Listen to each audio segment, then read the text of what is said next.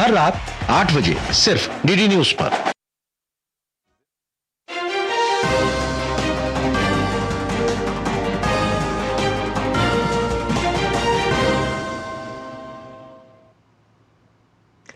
नमस्कार, आप देख रहे हैं डीडी न्यूज। मैं हूं आंचल। आगे बढ़ने से पहले एक नजर सुर्खियों की तरफ। प्रधानमंत्री नरेंद्र मोदी आज पवित्र पिपरहवा अवशेषों की अंतर्राष्ट्रीय प्रदर्शनी का करेंगे उद्घाटन। भगवान बुद्ध से संबंधित सांस्कृतिक धरोहर हैं ये अवशेष।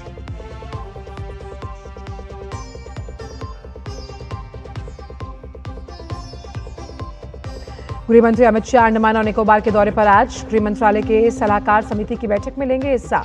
कई विकास परियोजनाओं का करेंगे उद्घाटन और शिलान्यास।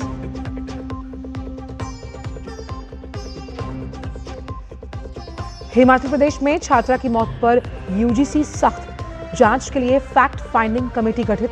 19 वर्षीय छात्रा की कथित रैगिंग और यौन उत्पीड़न के कारण हुई थी मौत।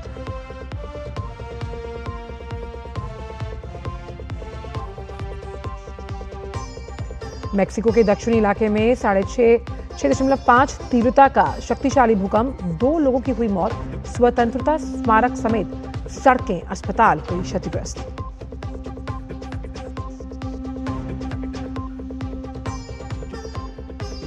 और पूरे उत्तर भारत में पड़ रही कड़ाके की ठंड, कई राज्यों के लिए घने कोहरे का रेड अलर्ट। हिमाचल में ताजा बर्फबारी से पर्यटकों के खिले चेहरे।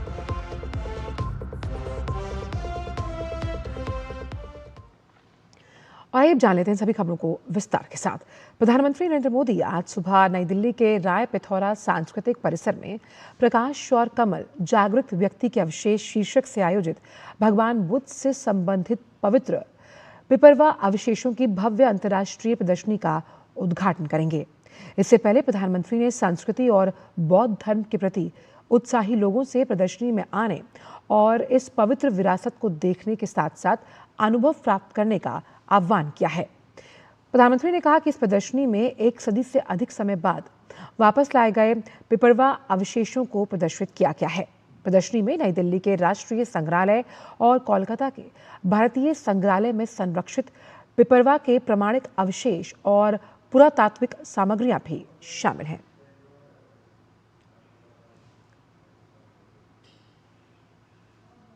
और आइए अब आपको ग्राफिक्स के जरिए बताते हैं कि आखिरकार पिपरवा अवशेष किस तरह से खास हैं।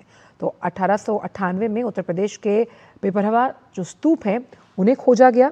ये अवशेष उस लिहाज से सांस्कृतिक धरोहर है, साथ ही इन्हें प्राचीन कपिल वस्तु से जुड़ा हुआ माना जाता है, यानी कि प्राचीन काल में इसके प्रमाणिक होने के संकेत हैं। गौतम बुद्ध का जन्मस्थान है कपिल वस्तु, तो उस लिहाज से इन अवशेषों की सांस्कृतिक महत्वता अहम हो जाती है। अवशेष जो हैं वो भगवान बुद्ध से जुड़े हुए माने गए हैं।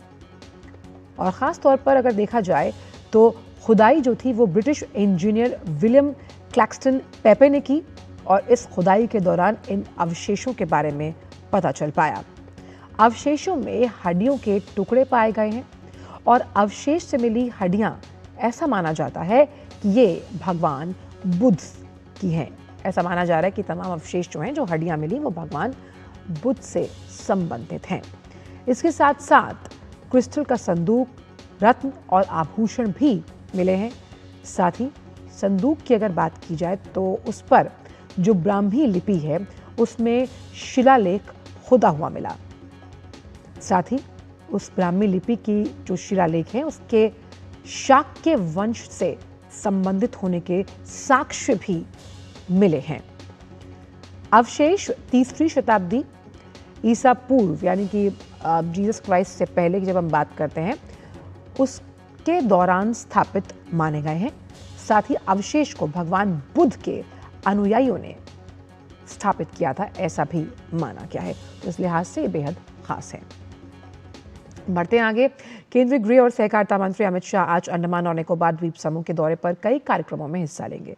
3 दिवसीय दौरे के दूसरे दिन अमित शाह सबसे पहले गृह मंत्रालय के संसदीय सलाहकार समिति की बैठक की अध्यक्षता करेंगे। इसके बाद श्री विजयपुरम ITF फील्ड में नई न्याय संहिता पर प्रदर्शनी का उद्घाटन किया जाएगा। इसके अलावा अमित शाह नेताजी स्टेडियम में अंडमान निकोबार सरकार के विकास कार्यों का लोकार्पण और शिलान्यास करेंगे।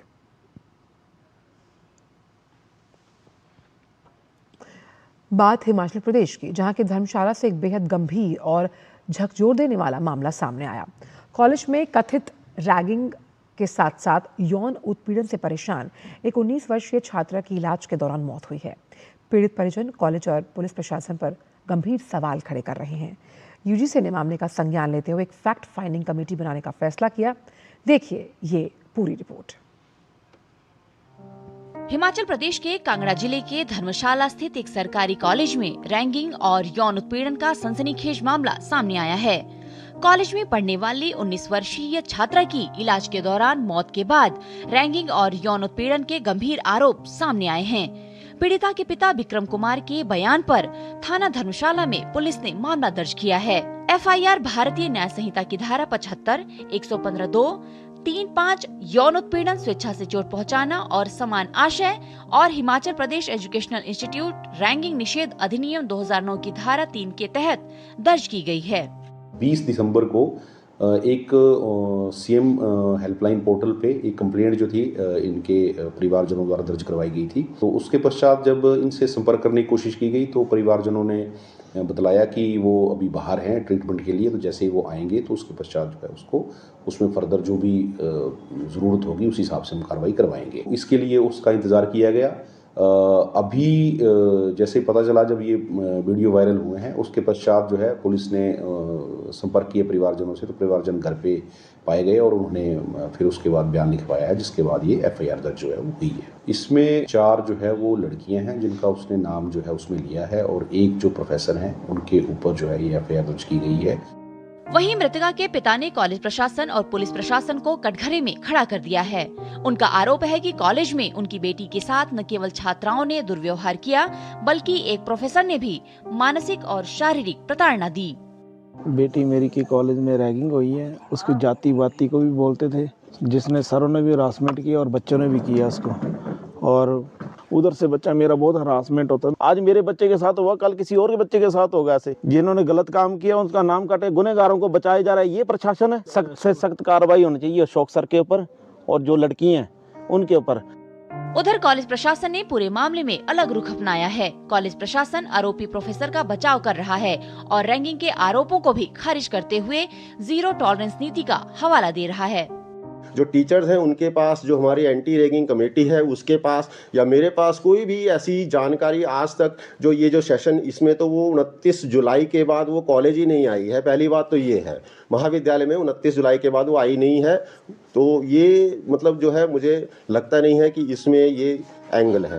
छात्र संगठन अखिल भारतीय विद्यार्थी परिषद ने कॉलेज और पुलिस प्रशासन की कार्यप्रणाली पर सवाल उठाते हुए पीड़ित परिवार को न्याय दिलाने की मांग की है। विद्यार्थी परिषद इसकी कड़े शब्दों में निंदा करती है और विद्यार्थी परिषद का मानना है कि इस पर निष्पक्ष जांच होनी चाहिए, जो भी दोषी है उसको कड़ी से कड़ी सजा मिलनी चाहिए। नए साल की शुरुआत में शांत माने जाने वाले धर्मशाला से सामने आया यह मामला न केवल प्रदेश बल्कि पूरे देश को झकझोरने वाला है। अब सवाल यह है कि एक बेटी को इस हद तक क्यों प्रताड़ित होना पड़ा कि उसे अपनी जान गंवानी पड़ी। सच क्या है और दोषी कौन, यह अदालत तय करेगी, लेकिन समाज और व्यवस्था की जवाबदेही तय होना अब बेहद जरूरी है। Bureau report, DD news. और शिमला से ही इस बड़ी खबर पर जुड़ रहे हैं हमारे संवाददाता धर्मप्रकाश। धर्मप्रकाश, सवाल पहला ये कि किस तरह से जब हम बात करते हैं रैगिंग, फिर यौन उत्पीड़न और उसके बाद इलाज के दौरान उस छात्रा की मृत्यु हुई, ऐसे में फैक्ट फाइंडिंग कमेटी ऐसे कितने फैक्ट हैं जिन पर प्रकाश डाल पाएगी, क्योंकि बहुत से ऐसे सवाल हैं जिनके जवाब उनकी माँ बाप की आंखों में तैर रहे हैं। बिल्कुल आंचल, फैक्ट बहुत है और सवाल भी बहुत है, और सवाल खासतौर से मृतका के परिजनों की तरफ से पूछे जा रहे हैं, क्योंकि इस केस में शिकायतों का दौर चला। शिकायतों के बाद आरोप ये है कि कार्रवाई हुई नहीं, चाहे वो पुलिस हो, चाहे प्रशासन हो, चाहे फिर सरकार हो, चाहे फिर कॉलेज प्रशासन हो।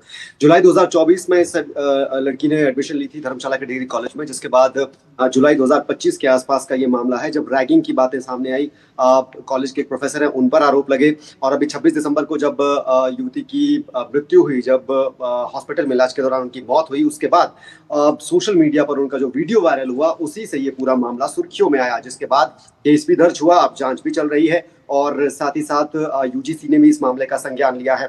जुलाई 2025 में जो फर्स्ट ईयर की छात्रा थी, जुलाई 2024 में इन्होंने यहाँ पर एडमिशन लिया था। जुलाई 2025 के बाद इन्होंने आरोप लगाए कि इनकी जो कॉलेज स्टूडेंट्स है, 3 लड़कियां हैं, 3 आरोपी हैं जिन पर रैगिंग के आरोप लगे हैं और कॉलेज के एक प्रोफेसर है जिन पर छेड़छाड़ के, यौन उत्पीड़न के, बैड टच जो वर्ड यूज किया गया है उसके आरोप लगे हैं। जिसके बाद बीएनएस सेक्शन 75, सेक्शन 115 और सेक्शन 3 सब सेक्शन 2 के तहत इसमें जो केसेस हैं वो दर्ज किए गए हैं। इसके अलावा हिमाचल प्रदेश शैक्षणिक संस्थान रैगिंग निषेध अधिनियम जो 2009 का है उसके तहत भी इसमें मामला अब दर्ज किया गया है। अब सोशल मीडिया पर एक वीडियो इस पूरे मामले में वायरल हुआ था जब इस युवती की मौत हुई उससे पहले हॉस्पिटल में ही शूट किया गया ये वीडियो युवती की मौत के बाद वायरल हुआ था, जिसके बाद मामला संज्ञान में आया और इस वीडियो में युवती ने कॉलेज की 3 लड़कियों पर सीधे सीधे रैगिंग के, मारपीट के, प्रताड़ना के आरोप लगाए और साथ ही साथ कॉलेज के एक प्रोफेसर पर छेड़छाड़ के, यौन उत्पीड़न के, यौन शोषण के आरोप लगाए, जिसके चलते चारों पर एफआईआर जो है वो दर्ज कर ली गई है। हालांकि कॉलेज प्रशासन की तरफ से सफाई ये आई है कि ये जो छात्रा है ये कॉलेज की छात्रा सेकेंड ईयर की नहीं थी, मतलब उन्हें एडमिशन नहीं दी गई थी, कॉलेज की स्टूडेंट ये नहीं थी। और जो प्रोफेसर है उनकी तरफ से भी सफाई दी गई है कि पिछले सेशन में ये लड़की उनके अंडर पढ़ती थी, लेकिन जो आरोप इसकी तरफ से लगाए गए हैं वो बिल्कुल गलत है, बिल्कुल निराधार है। हालांकि जो परिजन हैं, चाहे युवती के भाई हो, पिता हो या फिर घर वाले हो, उनकी तरफ से जाहिर तौर पर पुलिस पर सवाल उठ रहे हैं, कॉलेज प्रशासन पर सवाल उठ रहे हैं और आरोप ये लगाए जा रहे हैं कि जानबूझकर आरोपियों के खिलाफ जो कार्रवाई है वो करने से कॉलेज बच रहा है, पुलिस बच रही है। अच्छा धर्मप्रकाश, मेडिकल रिपोर्ट्स का भी इंतजार किया जा रहा है जिसमें कई तरह की स्कैनिंग्स की गई हैं, उस आधार पर किस तरह से पुलिस अपनी कार्रवाई को आगे अंजाम देती हुई नजर आएगी? बिल्कुल, जो मेडिकल रिपोर्ट्स है उनकी भी जांच की जा रही है, क्योंकि जब युवती जब हॉस्पिटल में भर्ती हुई, मारपीट के जो आरोप लगे हैं, शोषण के आरोप लगे हैं, उसके बाद जब हालत बिगड़ने लगी तो उन्हें हॉस्पिटल्स में भर्ती करवाया गया। और ये सिर्फ एक हॉस्पिटल की बात नहीं है, हिमाचल के अलग अलग हॉस्पिटल्स में वो भर्ती रही, उनका इलाज चला और बाद में उन्हें पंजाब के लुधियाना में एक अस्पताल में रेफर कर दिया गया, जहां पर इलाज के दौरान उनकी मौत हो गई। तो जिन जिन अस्पतालों में युवती भर्ती रही थी, क्या क्या टेस्ट उनके हुए, क्या क्या उनकी रिपोर्ट्स थी, उनको भी अब जांच एजेंसी जो पुलिस है, जांच समिति है, वो स्कैन कर रही है और ये जानने की कोशिश की जा रही है कि मौत की आखिर वजह एग्जैक्टली क्या रही होगी, क्योंकि जो आरोप है वो प्रताड़ना के हैं, मानसिक शोषण के भी हैं और यौन शोषण के भी हैं। लेकिन जो मेडिकल रिपोर्ट्स हैं, जो स्कैनिंग्स हैं, उनको स्टडी करने के बाद ये पुख्ता तौर पर पुलिस और जांच समिति जान पाएगी कि मौत की वजह क्या रही और जो वीडियो सोशल मीडिया पर युवती ने बनाया था, वायरल किया था, तो आखिरकार इस पूरे केस की अगर बात की जाए धर्मप्रकाश, तो मकसद और उद्देश्य ये है कि इंसाफ मिले और सच सबके सामने आए। बहुत बहुत शुक्रिया धर्मप्रकाश इन तमाम जानकारियों को हमसे साझा करने के लिए। बढ़ते आगे बात करते हैं प्रगति की। जी हाँ, प्रगति की 50वीं बैठक पर कैबिनेट सचिव डॉक्टर टीवी सोमनाथन ने प्रेस कॉन्फ्रेंस की और प्रगति की उपलब्धियां गिनवाई। उन्होंने बताया कि प्रगति भारत के शासन के लिए परिवर्तनकारी सिद्ध हुई है। यहाँ तक कि ऑक्सफोर्ड यूनिवर्सिटी की रिपोर्ट में बताया गया कि प्रगति एक ग्लोबल बेस्ट प्रैक्टिस है और डेवलपिंग इकोनॉमी के लिए अपनाने लायक मॉडल। देखिए रिपोर्ट के जरिए।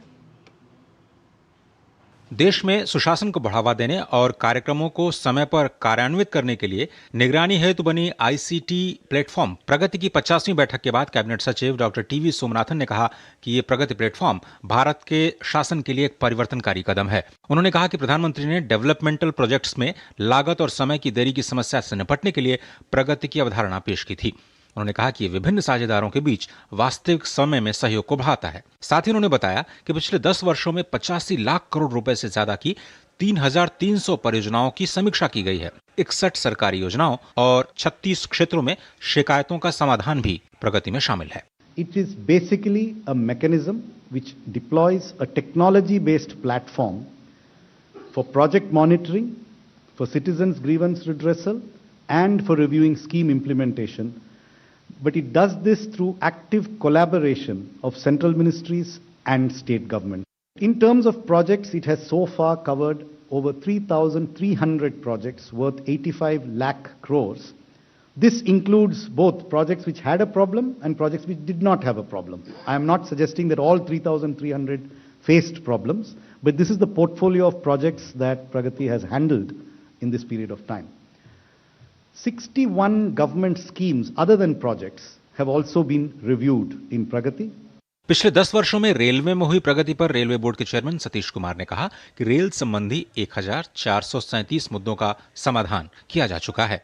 As far as the Indian Railway is concerned, if you just see the figures for the railways, it was 427 projects, and roughly 38% of that has been completed. It is really remarkable, and rest of others are also in the advanced stage of completion, and such reviews plays a very important role. What CAPSEC has already mentioned, that if you just see the number of issues involved, there was 1568, and out of that 37 has already been resolved.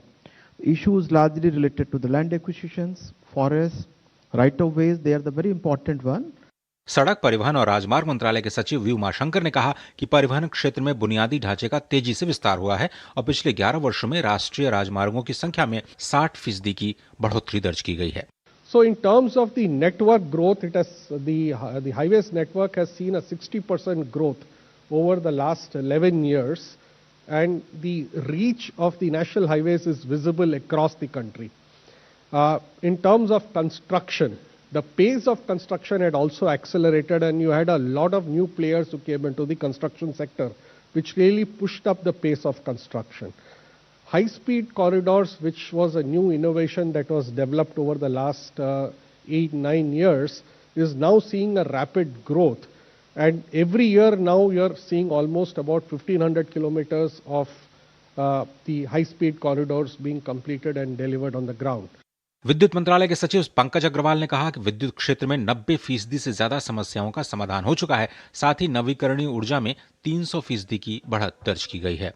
The Ministry of Power posed 416 projects under the Pragati monitoring system. I am happy to inform that 237 projects have already been commissioned.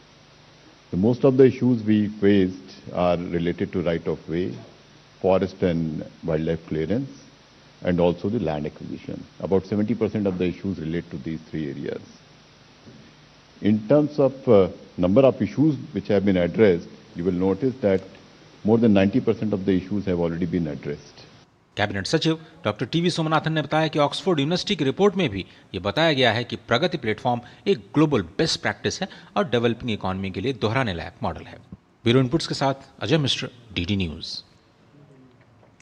और बात पश्चिम बंगाल की। देश का एकमात्र राज्य जहां SIR की प्रक्रिया के दौरान ममता सरकार और चुनाव आयोग के बीच तल्खी का दौर खत्म ही नहीं हो रहा।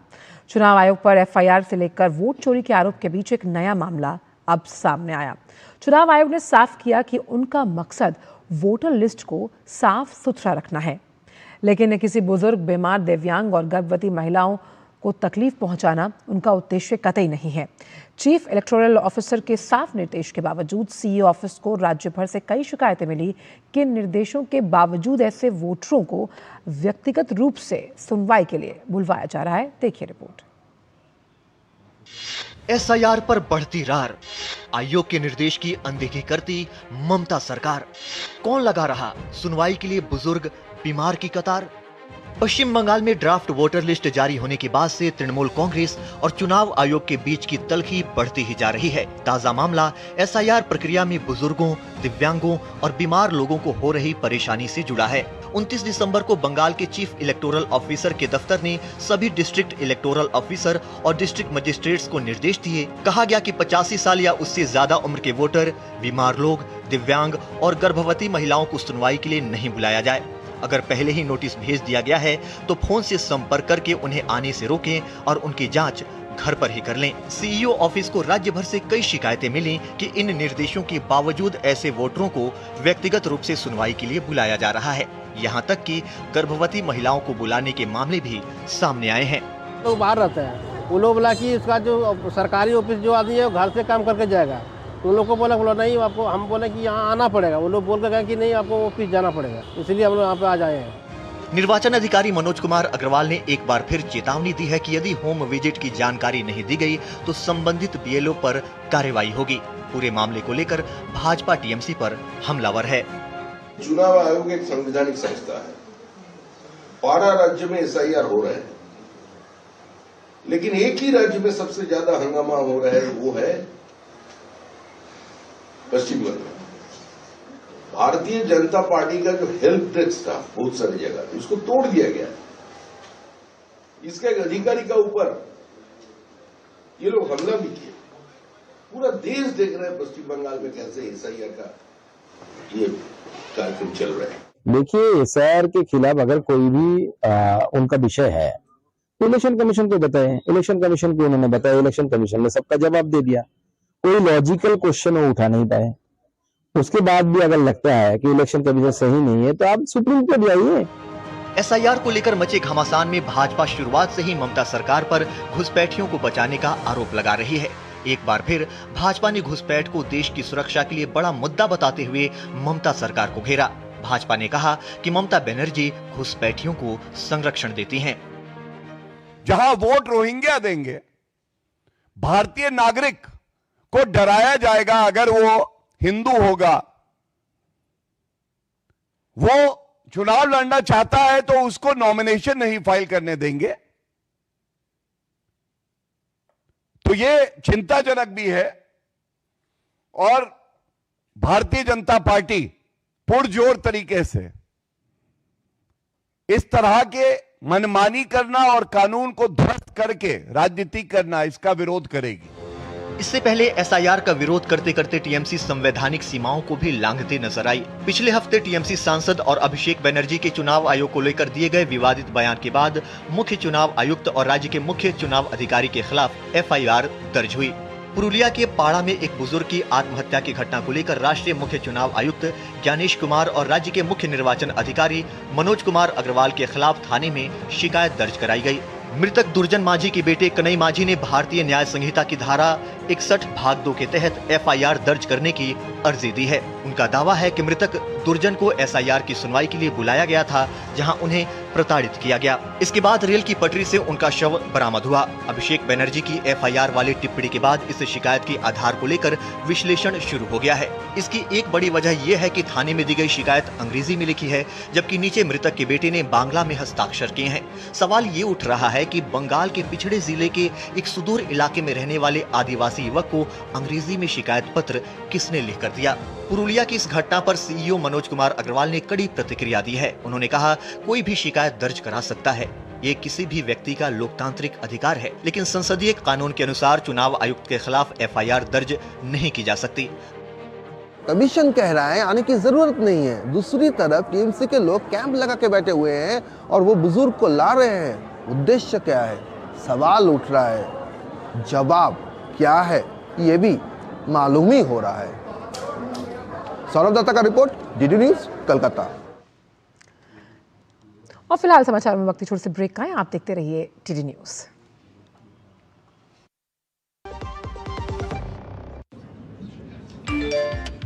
Work from home, high salary, बस एक क्लिक में। अरे वाह!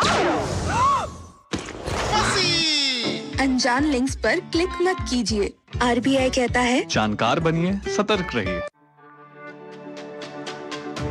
मेरी पसंद, मेरी पसंद, मेरी पसंद, मेरी पसंद,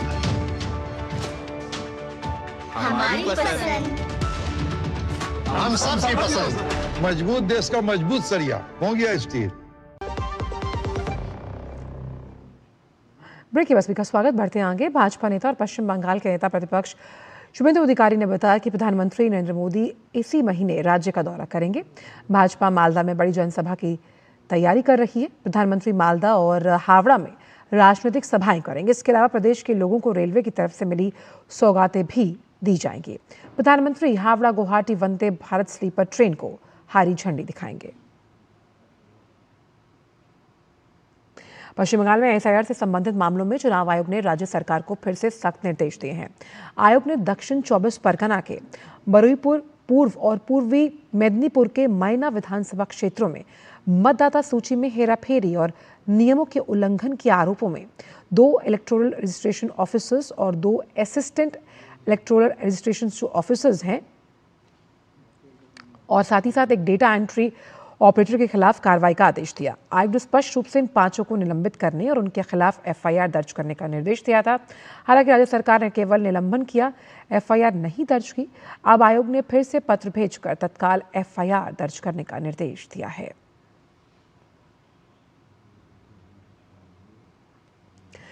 पर्यावरण, वन और जलवायु परिवर्तन मंत्री ने अरावली पर्वतमाला के वन क्षेत्र में मॉर्निंग वॉक की और लोगों से बातचीत की। उन्होंने एक्स पर जानकारी साझा करते हुए लिखा, आज अलवर की अरावली श्रृंखला में भूरा सिद्ध मंदिर वन क्षेत्र में मॉर्निंग वॉक कार्यक्रम में शहर को हरा भरा, स्वच्छ और सुंदर बनाने के लिए वन विभाग के अधिकारियों और स्थानीय लोगों से चर्चा की।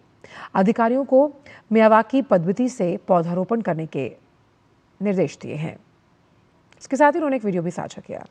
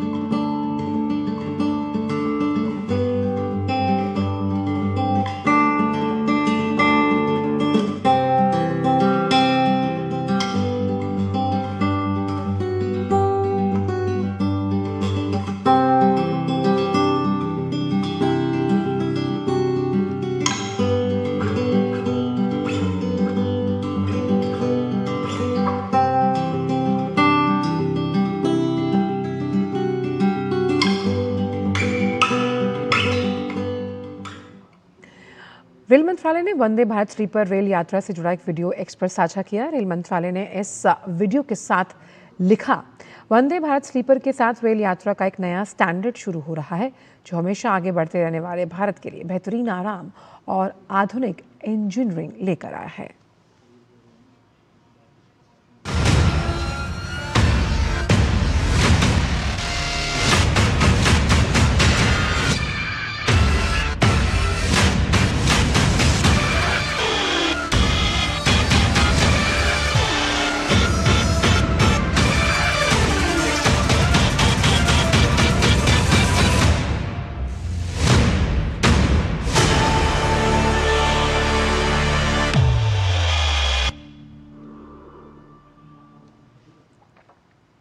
और अब बात मौसम से जुड़ी हुई।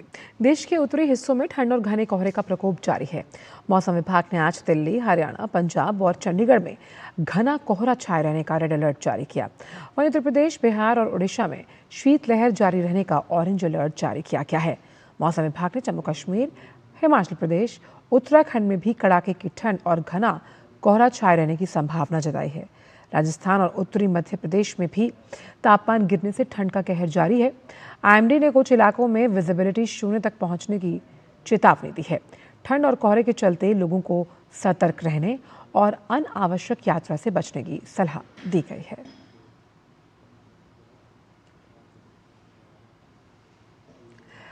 हिमाचल प्रदेश के पहाड़ी इलाकों में कड़ाके की ठंड के बीच पर्यटकों की संख्या में इजाफा हुआ। साथ ही बर्फबारी ने पर्यटकों को और भी रोमांचित किया, जिससे मनाली भी अछूता नहीं है। दरअसल हिमाचल प्रदेश के इस हिस्से में शुक्रवार को ताज़ा बर्फबारी की वजह से पर्यटकों की भारी भीड़ उमड़ पड़ी, जहां पर्यटक बर्फ से ढके नज़ारों के लुत्फ उठाते हुए नजर आ रहे हैं।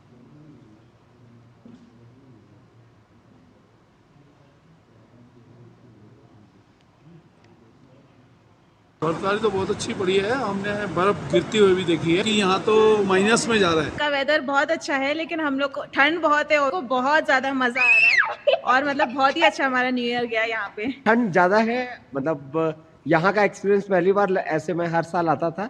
लास्ट टाइम भी आया था तो लास्ट टाइम अपन लोग सोलांग वैली से वापस चले गए थे। इस बार हम लोग डिग्री रहेगा, जो दिल्ली वासियों को थोड़ा परेशान कर सकता है। हालांकि आज रात की खबर यह है कि दिल्ली में विजिबिलिटी पिछले दिनों के मुकाबले थोड़ी बेहतर हुई। देखिए इंडिया गेट से हमारे संवाददाता दिवांशु मल्होत्रा की ये खास रिपोर्ट। दिल्ली एनसीआर समेत पूरा उत्तर भारत सर्दी की चपेट में है। फिलहाल हमारी मौजूदगी इंडिया गेट पर है। सबसे पहले मैं आपको तस्वीरें दिखाना चाहूँगा कि पिछले 2-3 दिनों के मुकाबले आज विजिबिलिटी इंडिया गेट पर काफ़ी बेहतर है। 31 तारीख और 1 तारीख को हमने देखा था कि इंडिया गेट जो है साफ नज़र नहीं आ रहा था, लेकिन आज सुबह की तस्वीरें आप देख पा रहे हैं कि इंडिया गेट साफ नज़र आ रहा है। इसके अलावा अगर हम मौसम विभाग की बात करें तो मौसम विभाग ने पूर्वानुमान लगाया है कि 7 तारीख तक जो टेम्परेचर है वो मिनिमम टेम्परेचर 60 डिग्री रहेगा और मैक्सिमम टेम्परेचर 17 डिग्री तक रहने की उम्मीद नज़र आ रही है। हमारे साथ जो लोग हैं बातचीत करने के लिए, उनसे जानेंगे कि आखिर वो कैसा महसूस कर रहे हैं। सर, इंडिया गेट पर सुबह सुबह आए हैं, फिलहाल पिछले 2-3 दिनों के मुकाबले सर्दी की बात करें तो कैसा महसूस हो रहा है? आज कंपैरेटिवली सर्दी कम है। अगर आप पिछले कुछ दिनों का टेम्परेचर देखेंगे तो उसमें बहुत ज़्यादा सर्दी थी, बट सरप्राइजिंगली। और प्रधानमंत्री नरेंद्र मोदी ने भगवान बुद्ध से संबंधित पवित्र पिपरवा अवशेषों की प्रदर्शनी का अवलोकन किया। ये आपको दिखाते हैं तस्वीरें। आज का दिन भगवान बुद्ध को समर्पित, जहां जो पवित्र पिपरवा अवशेषों की प्रदर्शनी है उसका अवलोकन प्रधानमंत्री द्वारा किया गया है। आप देख सकते हैं तस्वीरों के माध्यम से। प्रकाश और कमल प्रबुद्ध व्यक्ति के अवशेष शीर्षक वाली ये जो प्रदर्शनी है, ये भगवान बुद्ध के अनुयायियों के लिए भी बेहद खास, क्योंकि यहाँ गहन दार्शनिक अर्थ, उत्कृष्ट शिल्प कौशल, वैश्विक आध्यात्म के महत्वता का प्रतीक इस प्रदर्शनी को माना गया है। प्रदर्शनी में 6वीं शताब्दी ईसा पूर्व से लेकर वर्तमान तक की कई वस्तुएं शामिल हैं, जिसमें मूर्तियां, पांडुलिपियां और अनुष्ठानिक वस्तुएं भी शामिल की गई हैं। आप देख सकते हैं भगवान बुद्ध शांति का संदेश देते हुए, और उस लिहाज से सांस्कृतिक धरोहर और विरासत के प्रतीक को जब हम समझते हैं तो पवित्र पिपरवा अवशेषों की भव्य अंतर्राष्ट्रीय प्रदर्शनी का उद्घाटन हो चुका है, अवलोकन हो चुका है प्रधानमंत्री के कर कमलों द्वारा। और पिपरवा अवशेष भगवान बुद्ध से जुड़े सबसे प्राचीन और ऐतिहासिक रूप से जो महत्वपूर्ण अवशेष यानी कि रेलिक्स हैं, उनमें से माने जाते हैं। तो the light and the lotus, relics of the awakened one, ये जो शीर्षक है जिसका हमने आपको अंग्रेजी में शीर्षक बताया, ये प्रदर्शनी भगवान बुद्ध के जीवन के बारे में गहन जानकारी, जो कि आज भी प्रासंगिक है, वो प्रदान करेगी। ये प्रदर्शनी भारत की स्थायी बौद्ध विरासत को इंकित करती है, परिलक्षित करती है, प्रदर्शित करती है। साथ ही ये प्रदर्शनी 1 सदी से भी अधिक समय के बाद स्वदेश वापस लाए जो तमाम अवशेष हैं और पिपरवा के पुरातात्विक खजानों को एक साथ लेकर आती है। और इसके कल्प वस्तु से जुड़ाव को भी हमने आपको बताया। साथ ही इन अवशेषों को स्वदेश वापस लाना निरंतर जो तमाम प्रयास, अथक प्रयास है सरकार के, संस्थागत जो सहयोग है, उसके माध्यम से ये संभव हुआ है। और जन सामान्य को इस प्रदर्शनी में सब कुछ बहुत आसान और सुलभ भाषा में समझ में आए, तो इस प्रदर्शनी को एक व्यापक ऑडियो विजुअल कंपोनेंट का सहयोग मिलता है, जिसमें डिजिटल रिकंस्ट्रक्शंस हैं, इंटरप्रिटेटिव प्रोजेक्शंस और मल्टीमीडिया प्रेजेंटेशंस भी शामिल हैं। आप देख सकते हैं, जिसके ज़रिए आप इस प्रदर्शनी का आनंद ले पाएंगे। आप समझ पाएंगे कि आखिरकार इसका सांस्कृतिक और सभ्यतागत महत्व है क्या भारत के लिहाज से।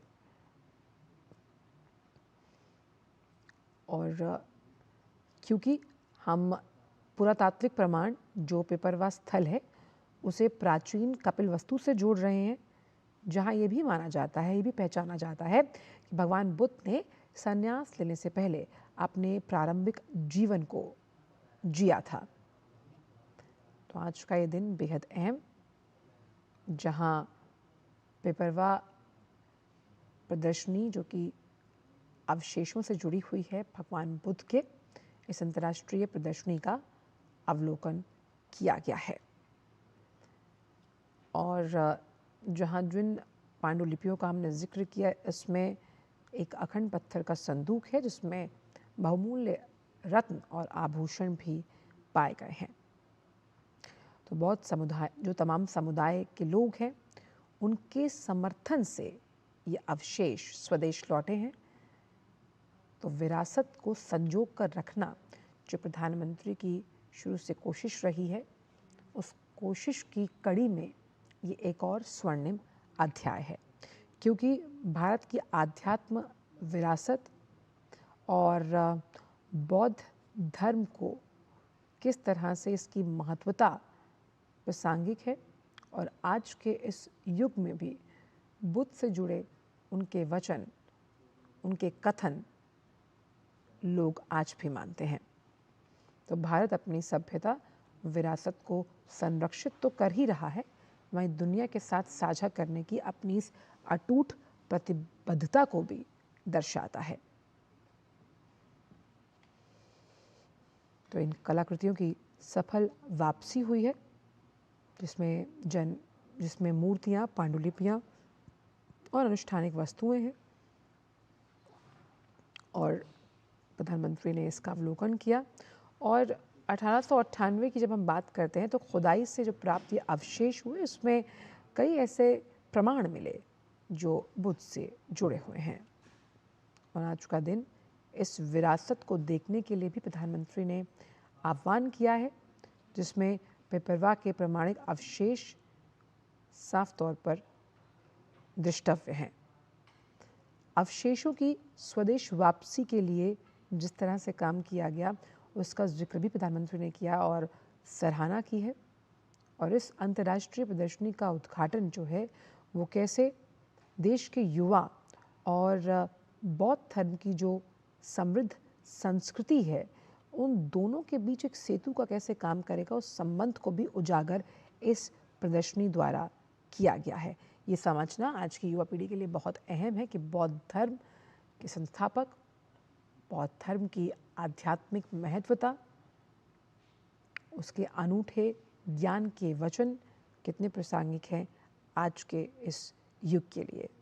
जैसे कि प्रधानमंत्री हमेशा कहते हैं कि ये बुद्ध का युग है और युद्ध का नहीं, तो किस तरह जब हम अहिंसा परमो धर्म के उस विचार को सुनते हैं, समझते हैं और फिर उस पर चलते हैं।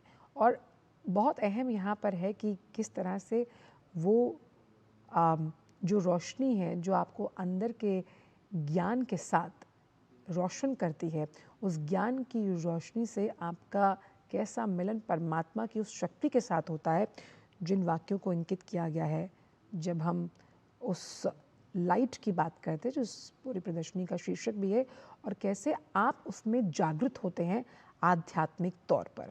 और ये प्रदर्शनी बहुत ही विशिष्ट रूप से भारत की विरासत को सबके सामने रखेगा, क्योंकि जिन तमाम प्रमाणिक पुरातात्विक साक्ष्यों को जनता के समक्ष पेश किया जा रहा है, आप समझिए इससे भारत के उस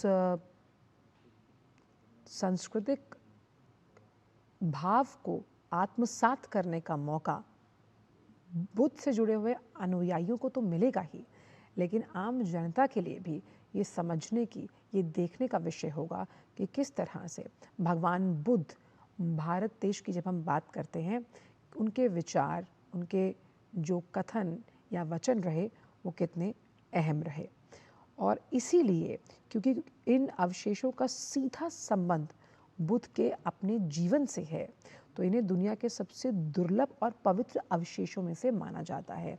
क्योंकि किसी भी देश को जब हम समझते हैं, आप उसकी सांस्कृतिक धरोहर, उसकी विरासत जिसे विरसा कहते हैं, उसी पर एक आत्मनिर्भर देश की धुरी टिकी होती है, जिसमें सामाजिक दृष्टिकोण के साथ आप आगे बढ़ते हैं। साथ ही क्योंकि यहाँ पर वो तमाम आभूषण, रत्न और अवशेष जो इकट्ठा आप देख पाएंगे, जिनकी तस्वीरें भी हम आपसे लगातार साझा कर रहे हैं, और जो तमाम अलग अलग सेक्शंस बनाए गए हैं, उसमें पिपरवा रिविजिटेड, यानी कि आप इस प्रदर्शनी के माध्यम से कहीं ना कहीं उस सदी में पहुंच जाएंगे जहां पर आप पिपरवा को खुद रिविजिट, यानी कि एक बार फिर उस सदी में उन जिस तरह से भगवान बुद्ध जीवन जिया करते थे, कहीं ना कहीं आप उसको अपने मस्तिष्क में, अपने जहन में उस तस्वीर को उकेर पाएंगे।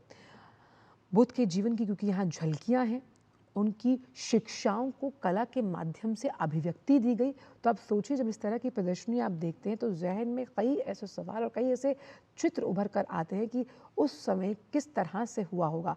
आप इन रत्न और आभूषणों से भी पहचान कर पाएंगे कि किस तरह से उस ज़माने में या उस समय जब भगवान बुद्ध अपने जीवन काल का जीवन यापन किया करते होंगे तो किस तरह से वो जीवन जिया जाता होगा।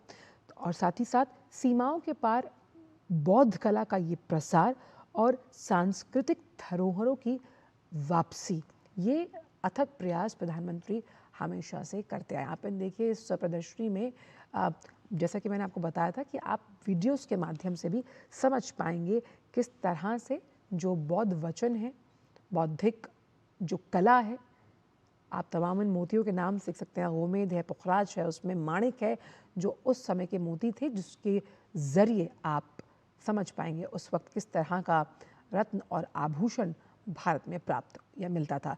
पेपरवा रिविजिटेड आपने देखा कि प्रधानमंत्री उस सेक्शन में भी इन अनुभवों को आत्मसात करते हुए नजर आ रहे हैं। प्रदर्शनी का शीर्षक प्रकाश और कमल, जागरूक व्यक्ति के विशेष, the awakened one, the awakened soul, कि किस तरह से आपका जो अंतर मन है वो जागृत होगा आध्यात्मिक, दार्शनिक, बौद्धिक और भक्ति के लिहाज से। साथ ही सबसे अच्छी चीज़ अपने दर्शकों को हम बताएं कि आज की पीढ़ी और आम लोगों को कैसे बुद्ध की शिक्षाओं से जोड़ा जाएगा। और इस प्रदर्शनी में जिस तरह से आप इस ऑडियो विजुअल माध्यम को देख पा रहे हैं, ये हाईटेक है और इसका इस्तेमाल किया गया जिसमें तमाम डिजिटल रिकंस्ट्रक्शंस हैं। आप उस रूपांतरण से देख पाएंगे कि उस समय क्या हुआ होगा और मल्टीमीडिया प्रेजेंटेशंस के ज़रिए भी दर्शकों को साफ तौर पर लगेगा कि वो उसी दौर में वापस पहुंच गए जिस दौर का जिक्र यहाँ किया जा रहा है। Revisiting the old times of पेपरवा, साफ तौर पर ये अलग सेक्शन है जहां आप उसी दौर में पहुंच जाएंगे समझने के लिहाज से। साथ ही प्रोजेक्शन और डिजिटल तकनीक के माध्यम से तमाम जो पेपरवा के अवशेष है उसकी खोज की पूरी कहानी है और इस quest of awakening of soul को हम यहाँ समझ पाएंगे। साथ ही साथ बौद्धिक कला परंपराओं की सुलभ और गहरी जानकारी यहाँ प्राप्त होती है कि कैसे जो तमाम अथक प्रयास सरकार द्वारा किए गए, संस्थागत सहयोग मिला जिसकी वजह से इस विरासत को सहेजने में हमें मदद मिली है। और इसीलिए इसको हम घर वापसी कह सकते हैं, द होम कमिंग। और ये घर वापसी जो है वो 127 वर्ष बाद हुई है जहां हम ज्ञान के इस पूरे विरासत को सहेज कर संजो कर रखने की बात कर रहे हैं। इन अवशेषों की वापसी जहां एक धार्मिक धुरी को तो मजबूत कर ही रही है, वहीं सांस्कृतिक लिहाज से भारत को वैश्विक स्तर पर भी एक अलग ही प्रभाव और पहचान दे रही है। क्योंकि पब्लिक प्राइवेट पार्टनरशिप और निरंतर जो तमाम कोशिशें संस्थाओं और सरकार द्वारा की गई, इन बेशकीमती जो धरोहर हैं उन्हें भारत वापस लाना मुमकिन हो पाया। और ये प्रदर्शनी आप इसको ऐसे भी देखिए कि खाली इतिहास को समझने का मौका नहीं है, बल्कि आज की जो बुद्ध से जुड़ी हुई शिक्षाएं हैं उसे आज के समय में वो कितनी प्रासंगिक हैं और उन्हें महसूस करने का एक बहुत बड़ा जीवंत मंच भी प्रदान करेगी ये प्रदर्शनी। और उस लिहाज से आप समझिए कि कैसे आज के युग में आज के युवाओं को बुद्ध से जोड़ने में ये प्रदर्शनी किस तरह सेतु का काम करेगी, जहां हम भगवान बुद्ध से जुड़े सबसे प्राचीन और ऐतिहासिक रूप से जो उनके अवशेष हैं उन्हें लोगों के सामने रख रहे हैं। लोग उसका प्रत्यक्षदर्शी के तौर पर दर्शन कर पाएंगे और समझ पाएंगे कि आखिरकार ये कितना अहम हो जाता है। तो बुद्ध की शिक्षाओं और भारत की सभ्यतागत परंपरा पर केंद्रित ये अंतर्राष्ट्रीय पेपरवा अवशेषों से जुड़ी प्रदर्शनी, जहां भारत की अमूल्य विरासत की संरक्षण की बात की जा रही है और कैसे इस अमूल्य संरक्षण की बदौलत वैश्विक सम्मान की ओर लगातार सरकार बढ़ रही है। अपनी इस प्रतिबद्धता को भी दर्शा रही है कि किस तरह से अपनी विरासत को संजोने में सरकार कटिबद्ध है और प्रतिबद्धता को दर्शाती है। और इस प्रदर्शनी को बड़े विषयगत ढंग से सजाया गया है, जहां आप इसमें सांची स्तूप से प्रेरित एक व्याख्यात्मक संरचना को देख पाएंगे। साथ ही जो बुद्ध के जीवन में ऐसी कई घटनाएं घटी जो उनके लिए बहुत बड़ा बदलाव का कारण बनी, जहां वो यथार्थ को समझ पाए, अर्थ को परिभाषित कर पाए, जीवन के उन मूल्यों को लोगों को समझा पाए। उसकी अभिव्यक्ति इस प्रदर्शनी में अलग अलग माध्यमों से दिखाई गई है और लोगों को समझाने के लिए आसान भाषा का, जिसमें हम डिजिटल पुनर्निर्माण के साथ साथ मल्टीमीडिया की तमाम प्रस्तुतियां यहाँ देख पा रहे हैं। और इस पूरे विविध कला को बहुत ही सरल और प्रभावी रूप में प्रस्तुत करने के माध्यम से ये मंच अत्यंत लाभकारी साबित होने वाला है। और आप समझिए कि इस तरह की जो इतिहास से जुड़ी हुई तमाम स्थल होते हैं, वो आपको भारत के उस रूप, उस भव्य स्वरूप से मिलवाते हैं जो आज का युवा अगर कहीं भूल भी रहा है तो युवाओं को अपनी संस्कृति और भारत के संगम के साथ जोड़ने के लिहाज से ये एक अहम कदम माना जाता है। तो आज जिस तरह इस बेपरवाह अवशेषों की अंतर्राष्ट्रीय प्रदर्शनी का उद्घाटन किया गया और विश्व के बौद्ध समुदाय इन अवशेषों को विशेष सम्मान देते हैं। साथ ही ये आयोजन जो है वो देश के सांस्कृतिक और कूटनीतिक इतिहास के लिहाज से भी एक महत्वपूर्ण क्षण जो हमेशा यादगार रहेगा, क्योंकि जब हम बौद्ध धर्म की बात करते हैं, बौद्धिक शिक्षाओं का जिक्र किया जाता है जिसमें निहित शांति, करुणा और ज्ञान है, जहां सार्वभौमिक जो मूल्य हैं उन्हें बढ़ावा देने के लिए निरंतर प्रयास किए जा रहे हैं। वसुधैव कुटुंबकम की भावना को भी कहीं ना कहीं शक्ति मिलती हुई नजर आती है, क्योंकि इसी भाव के साथ भारत लगातार आगे बढ़ता हुआ, जिस विश्व गुरु का जिक्र हम करते हैं, और भारत हमेशा से शांति का वाहक, शांति के संदेश के साथ आगे बढ़ता हुआ, और यही बौद्धिक शिक्षा का सबसे बड़ा मूल मंत्र माना गया है। तो 19वीं शताब्दी में खोजे गए पेपरवाह अवशेषों को शाक्य वंश द्वारा प्रतिष्ठित किया गया था और आज इन अवशेषों से संबंधित महत्वपूर्ण प्राचीन वस्तुओं का जिस तरह से प्रदर्शन किया जा रहा है, तो ये इतिहास और संस्कृति के लिहाज से एक स्वर्णिम अध्याय, एक ना भूलने वाला गौरवशाली पल, जब हम बुद्ध के इन पेपरवाह से जुड़े हुए जो अवशेष हैं उनको हम भारत लाए, संरक्षित किया, संग्रहित किया, संजोया, और आज वो प्रदर्शनी के रूप में उसका अवलोकन किया गया है। और ये जब जनमानस के लिए जैसे खोला जाएगा तो कैसे बौद्धिक कला का प्रदर्शन है, बौद्ध वचनों का, बौद्ध आध्यात्म का, इसमें एक अनूठा संगम देखने को मिल रहा है। प्रधानमंत्री ने इस अंतर्राष्ट्रीय प्रदर्शनी का वो अवलोकन कर रहे हैं, समझ रहे हैं, देख पा रहे हैं, क्योंकि ये भारत के, जब हम इतिहास की बात करते हैं, और भारत का इतिहास जो है उसकी पाचन शक्ति अपार है। उसकी पाचन शक्ति इसलिए अपार है क्योंकि इसमें बहुत सी कलाएं, बहुत से धर्म, आध्यात्म और ऐसी बहुत सारी विरासतें हैं जिन्हें लेकर भारत की संस्कृति आगे बढ़ती है। 1 सदी से भी ज़्यादा समय के बाद ये तमाम वस्तुएं स्वदेश लाई गई। सोचिए, ये होम कमिंग है, यानी ये चीज़ें हमारे देश में नहीं थी। तमाम जो विरासत से, हमारे विरसे से जुड़ी हुई थी, जो हमारे सभ्यता और संस्कृति का एक अहम प्रतीक मानी गई। उनका घर आना, कितनी खुशी होती है कि जो आपका अपना है, जो आपके साथ जुड़ा हुआ है, वो वापस आया है। और इसीलिए हमने देखा कि ये पल भारत के लिए भी गौरवपूर्ण है कि अपनी विरासत को संजोने के लिए, संरक्षित करने के लिए, संग्रहित करने के लिए तमाम प्रयास फलीभूत हो रहे हैं। और इस प्रदर्शनी के ज़रिए जिन प्राचीन वस्तुओं का प्रदर्शन किया जा रहा है, आज का जो युवा है या आज का जो युवा पीढ़ी है, उन तक बौद्ध कला, बौद्ध आध्यात्म और इस स्पिरिचुअलिटी के साथ जोड़ने के लिहाज से भी ये प्रदर्शनी एक बहुत बड़ा मंच साबित होगी। खास तौर पर जो बुद्ध के या बौद्ध धर्म के महान विचार हैं, उन विचारों को अपने जीवन में उतारने का एक बड़ा माध्यम ये प्रदर्शनी साबित होगी आने वाले में समय में।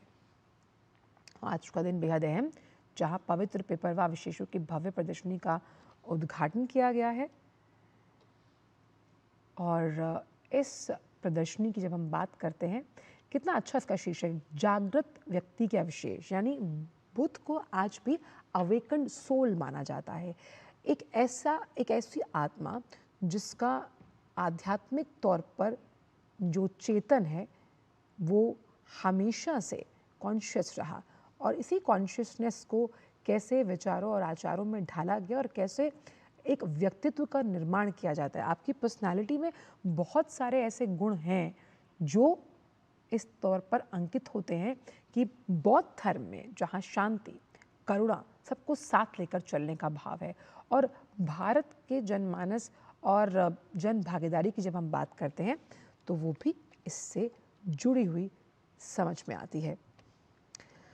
तो भगवान बुद्ध के जो पवित्र अवशेष, पेपरवा से जुड़े हुए अवशेष, उनका आज उस प्रदर्शनी में उन्हें रखा गया है और इसका अवलोकन प्रधानमंत्री द्वारा किया गया है। और काफ़ी समय के बाद इन अवशेषों का यहाँ वापस आना विरासत को संजोने के लिहाज से बहुत अहम दिन। आज तपस्या और ज्ञान, करुणा से ओतप्रोत महात्मा बुद्ध और इसी करुणामयी विचारों को भी हम आज यहाँ पर देख पा रहे हैं। देखिए, तमाम ये जो होम कमिंग, इन रीविजिटिंग उन तमाम साक्ष्यों की जो भारत की विरासत को दिखाते हैं। तो इस अंतर्राष्ट्रीय प्रदर्शनी का उद्घाटन किया गया। बुद्ध की शिक्षाओं और सांस्कृतिक जड़ों को और मजबूत किया जाएगा यहाँ, क्योंकि एक सदी के बाद इनकी वापसी हुई है। तो भारत की सांस्कृतिक जड़ें कितनी मजबूत हैं, ये तो जो तमाम बौद्ध धर्म से जुड़े हुए ज्ञान की बात है, प्रधानमंत्री अपने विचारों को अंकित करते हुए नजर आ रहे हैं। ये दीवारों पर आप देख सकते हैं बुद्ध से जुड़ी हुई कई तस्वीरें हैं। आपने रत्न और आभूषण देखे, मल्टीमीडिया और ऑडियो विजुअल माध्यम से चलती हुई एक फिल्म भी देखी, ताकि लोगों को समझ में आ सके कि आखिरकार ये जो अंतर्राष्ट्रीय प्रदर्शनी है इसका सांस्कृतिक महत्व है क्या। तो पांडुलिपियों का आपने जिक्र किया, जिस भाषा में वो लिखी गई हैं, इन सबको देखने और समझने के बाद साफ तौर पर समझ में आता है कि बौद्ध धर्म की महत्वता आखिर है क्या। तो भगवान बुद्ध से जुड़े पवित्र अवशेष, जिनमें रत्न आभूषण शामिल है, साथ ही इन अवशेषों को आध्यात्मिक और सांस्कृतिक धरोहर माना जाता है भारत की। इनकी खोज जो थी वो 1898 में ब्रिटिश नागरिक विलियम क्लैक्सटन पेपे ने की, और मूल रूप से कई माननीय प्रधानमंत्री श्री नरेंद्र मोदी जी का स्वागत है।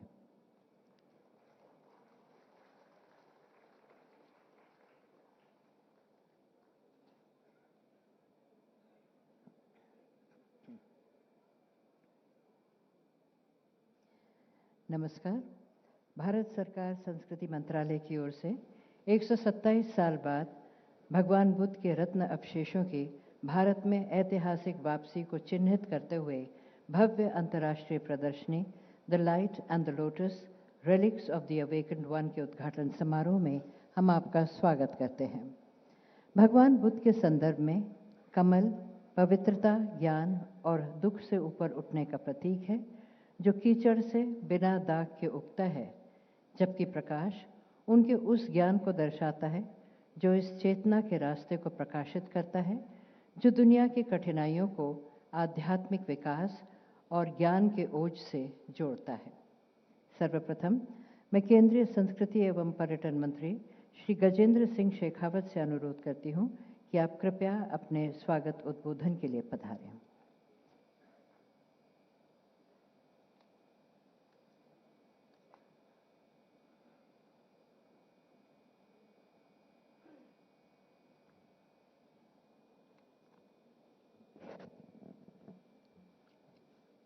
भगवान बुद्ध के पवित्र अवशेषों के 127 साल बाद भारत पुनः वापसी और उनके दो हिस्सों के एक साथ जुड़ने के इस ऐतिहासिक क्षण में आज संस्कृति मंत्रालय द्वारा रची गई इस प्रदर्शनी the light and the lotus relics of the awakened one के उद्घाटन के शुभ अवसर पर विरासत भी और विकास भी इस मंत्र के दृष्टा विकसित भारत के सपने को साकार करने के संकल्प के साथ जुटे देश के यशस्वी प्रधानमंत्री सम्माननीय नरेंद्र मोदी जी का आज यहाँ स्वागत करते हुए मुझे अत्यंत प्रसन्नता होती है। मैं माननीय प्रधानमंत्री जी को ये समय देने के लिए और सतत मार्गदर्शन के लिए हृदयपूर्वक आभार करते हुए अभिनंदन करना चाहता हूं। हम सब के बीच में उपस्थित मंत्रिमंडल के वरिष्ठ साथी आदरणीय श्री किरण रिजिजू जी, आदरणीय राव साहब इंद्रजीत सिंह जी, आदरणीय रामदास अठावले जी, दिल्ली के माननीय उपराज्यपाल सम्माननीय श्री विनय सक्सेना जी, सम्मानित दिल्ली सरकार के मंत्रीगण, भारत सरकार के संस्कृति सचिव आदरणीय Shri Vivek Agrawal ji, most reverend monks and the nuns present here, excellencies from diplomatic corps, सरकार के सभी सम्मानित अधिकारीगण, इस सभागार में उपस्थित मीडिया के सारे मित्र, सोशल मीडिया के इन्फ्लुएंसर्स, देवियों और सज्जनों, मैं आप सबको सादर प्रणाम करता हूं। नमो बुद्धाय। आप सबकी सारस्वत उपस्थिति से निश्चित रूप से आज का कार्यक्रम गरिमामयी हुआ है। भगवान बुद्ध के ये पवित्र रत्न भगवान बुद्ध की उस जीवंत परंपरा से जुड़े हैं, जो जीवंत परंपरा करुणा, विवेक, विवेकपूर्ण ज्ञान और संतुलन को भारतीय चेतना में सुस्थापित करती है। भगवान बुद्ध का दर्शन इस भारत की अनूठी आत्मा का दर्शन है। भारत से निकले भगवान बुद्ध के इस बुद्ध धर्म ने न केवल एशिया को अपितु विश्व के लिए मानवता के मंत्र के स्वरूप काम किया है। रत्नों की वापसी, जिसके उत्सव के लिए आज हम सब लोग यहाँ एकत्रित आए हैं, ये केवल स्वामित्व का विषय नहीं है। हम सब के मन में माननीय प्रधानमंत्री की दृष्टि विरासत भी और विकास भी के लिए एक नए उत्तरदायित्व की चेतना का विषय है। माननीय प्रधानमंत्री जी, आपके नेतृत्व में संस्कृति केवल अतीत की स्मृति या स्मरण मात्र नहीं है, अपितु राष्ट्र निर्माण की एक आधारशिला के रूप में है। ऐसा दिग्दर्शन आज देश के 140 करोड़ लोगों को हुआ है। आज का ये अवसर आपकी उसी संकल्पना के साकार होने के महाकाव्य के एक स्वर्णिम पृष्ठ के रूप में है। दुर्लभ और सभ्यतागत रूप से महत्वपूर्ण अवसर के आज हम सब लोग साक्षी बने। एक ऐसा अवसर जब 127 साल बाद पवित्र पेपरवाह के रत्नों की घर वापसी हुई है और उनके दो हिस्से एक साथ जुड़ करके एक साथ दर्शन करने के लिए हम सब लोगों के लिए उपलब्ध हुए हैं। ये निश्चित रूप से उत्सव का अवसर है, आनंद का अवसर है और साथ ही साथ हम सब लोगों के लिए एक वैश्विक प्रेरणा का पल भी है। आनंद इसलिए कि भगवान बुद्ध की वो धरोहर, वो विरासत जो गुलामी के उस कालखंड में भारत से निकलकर चली गई, आज एक बार फिर माननीय प्रधानमंत्री जी के सतत प्रयास, उनके निरंतर मार्गदर्शन और उनके इस विषय को लेकर के चेतना और भारत का जिस तरह से भारत की स्थिति में परिवर्तन उनकी निरंतर श्रम साधना के चलते वैश्विक परिदृश्य में हुआ है, आज हम सब लोग उस आनंद का उत्सव बना रहे। लेकिन साथ साथ में ये हम सब लोगों के लिए प्रेरणा का विषय भी है, संकल्प का विषय भी है, क्योंकि राष्ट्र का नेतृत्व जब विरासत का सम्मान करने के लिए संकल्पित हो, राष्ट्र का नेतृत्व गुलामी के निशानों को मिटाने के लिए संकल्पबद्ध हो और अपने साथ साथ में अपनी विरासत को सहेजने के लिए कृत संकल्प हो, तभी और केवल तभी इस तरह का परिदृश्य संभव हो पाता है।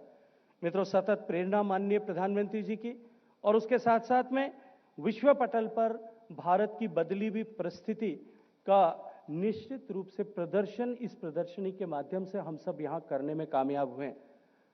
इस प्रदर्शनी में पेपरवाह के विदेश से लाई गई संपदा के अतिरिक्त राष्ट्रीय संग्रहालय से लाए गए अस्थि अवशेष, मूल पात्र, उत्खनन के समय में प्राप्त हुए रत्न और उसके साथ साथ में उत्खनन के दुर्लभ प्रमाण, ये सब यहाँ एक साथ अपना अजर अमर संदेश और भगवान बुद्ध के दर्शन की व्याख्या करने के लिए यहाँ हम सब के लिए उपलब्ध है। 2047 के विकसित भारत की संकल्पना जो माननीय प्रधानमंत्री जी ने की है और उसके लिए जो उनका मंत्र कि हम विरासत का संरक्षण करते हुए विकसित होने की दिशा में आगे बढ़ेंगे, आज माननीय प्रधानमंत्री जी के सतत मार्गदर्शन में भारत का संस्कृति मंत्रालय जो है न केवल पुरातात्विक संपदाओं का संरक्षण कर रहा है, सांस्कृतिक परंपराओं का उन्नयन करने के लिए काम कर रहा है, मैन्युस्क्रिप्ट्स का डिजिटाइजेशन कर रहा है, सांस्कृतिक परंपराओं को सुदृढ़ करने की दिशा में काम कर रहा है और साथ साथ में विश्व के पटल पर भारत की इस अनूठी संस्कृति को प्रदर्शित करने का प्रयास भी कर रहा है।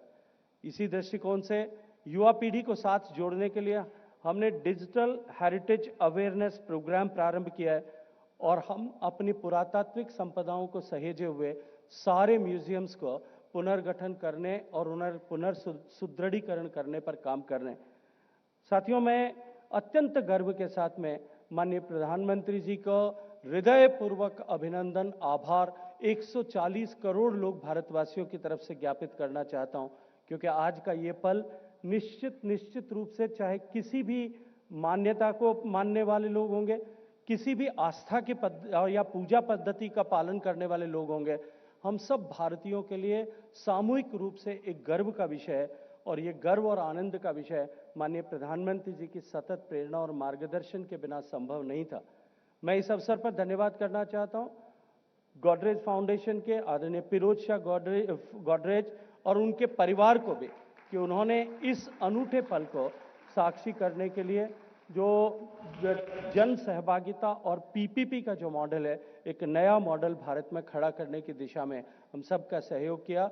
आप सबकी सारस्वत उपस्थिति का वंदन करते हुए आप सबको प्रणाम करता हूं। नमो बुद्धाय।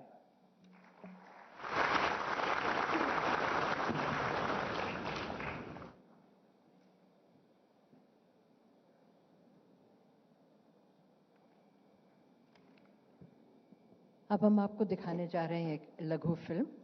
ये फिल्म 1898 में पिपरवाह के अवशेषों की खोज से लेकर उनकी नीलामी की कोशिशों तक और फिर रत्न अवशेषों को वापस भारत लाने तक की ऐतिहासिक यात्रा पर तैयार की गई है।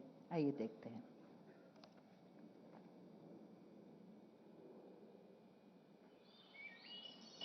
भारत, वो पावन भूमि जहां बुद्ध धम्म का जन्म हुआ, जहां भगवान बुद्ध को ज्ञान की प्राप्ति हुई और जिसने बौद्ध विरासत के वैश्विक संरक्षक के रूप में पूरे विश्व को सदियों से शांति, करुणा और सार्वभौमिक सद्भाव का संदेश दिया है। बुद्ध व्यक्ति से आगे बढ़कर एक बोध है। बुद्ध स्वरूप से आगे बढ़कर एक सोच है। बुद्ध चित्रण से आगे बढ़कर एक चेतना है और बुद्ध की ये चेतना चिरंतर है, निरंतर है। माननीय प्रधानमंत्री श्री नरेंद्र मोदी जी के नेतृत्व में भारत की सांस्कृतिक और आध्यात्मिक नीति के अंतर्गत भगवान बुद्ध के पवित्र अवशेष कई देशों की यात्रा कर चुके हैं, जिनमें बौद्ध बहुल राष्ट्र भी शामिल हैं। गत वर्ष 2025 जून में ये संयुक्त राष्ट्र के वेसाक दिवस समारोह के लिए वियतनाम के हो ची मिन्ह और हनोई समेत 4 शहरों में पहुंचे। अक्टूबर में ये पवित्र अवशेष यूरोप के सबसे बड़े बौद्ध समुदाय स्थल golden abode of Buddha Shakya मुनि कालमिकिया रशिया पहुंचे और फिर नवंबर में भूटान के ग्लोबल पीस प्रेयर फेस्टिवल में भी ले जाए गए। इसके पहले ये पवित्र अवशेष मंगोलिया, थाईलैंड और श्रीलंका समेत अन्य देशों में भी ले जाए गए हैं। ये अवशेष जहां जहां पहुंचे वहां पूर्ण श्रद्धा के साथ अंतर्राष्ट्रीय सद्भावना, सौहार्द और रिश्तों के गहरे तार जोड़े और वैश्विक मंच पर भारत की भूमिका को सुदृढ़ किया। एक तरफ जहां भारत अपनी सांस्कृतिक और आध्यात्मिक विरासत को पूरी दुनिया के साथ उदारतापूर्वक साझा करता है, वहीं दूसरी ओर अपनी धरोहरों को जो कॉलोनियल शासन या अवैध तस्करी के माध्यम से विस्थापित हो गए थे, उन्हें वापस लाने में भी पूर्ण रूप से सक्षम है। माननीय प्रधानमंत्री श्री नरेंद्र मोदी जी के दूरदर्शी नेतृत्व में भारत ने अपनी खोई हुई विरासत को वापस लाने के लिए एक संकल्पित राष्ट्रीय अभियान शुरू किया। अपनी G20 अध्यक्षता के दौरान इस प्रतिबद्धता ने एक सशक्त वैश्विक स्वर पाया। पिछले 1 दशक में ही भारत ने विभिन्न देशों से 642 प्राचीन वस्तुओं की सफलतापूर्वक घर वापसी की है, जो कि एक ऐतिहासिक उपलब्धि है। देश के धरोहरों की वापसी और प्रत्यर्पण भारत की सांस्कृतिक नीति का एक प्रमुख स्तंभ बन गया है और मजबूत राजनीतिक संकल्प के माध्यम से आगे बढ़ाया जा रहा है। दुनिया ने 2025 में इस नीतिगत संकल्प का प्रत्यक्ष अनुभव किया।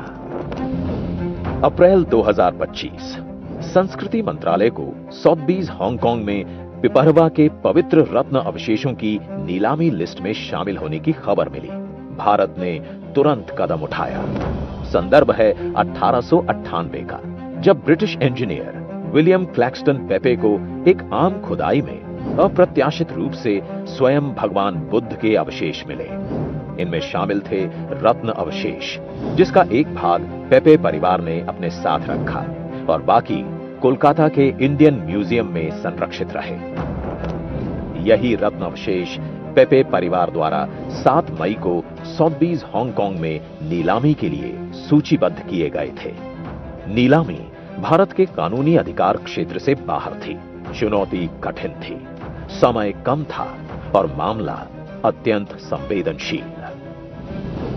2 मई भारत के संस्कृति और पर्यटन मंत्री गजेंद्र सिंह शेखावत ने यह मुद्दा द्विपक्षीय बैठक के दौरान ब्रिटेन के साथ उठाया, लेकिन उन्होंने हस्तक्षेप करने में अपनी सरकार की असमर्थता व्यक्त की।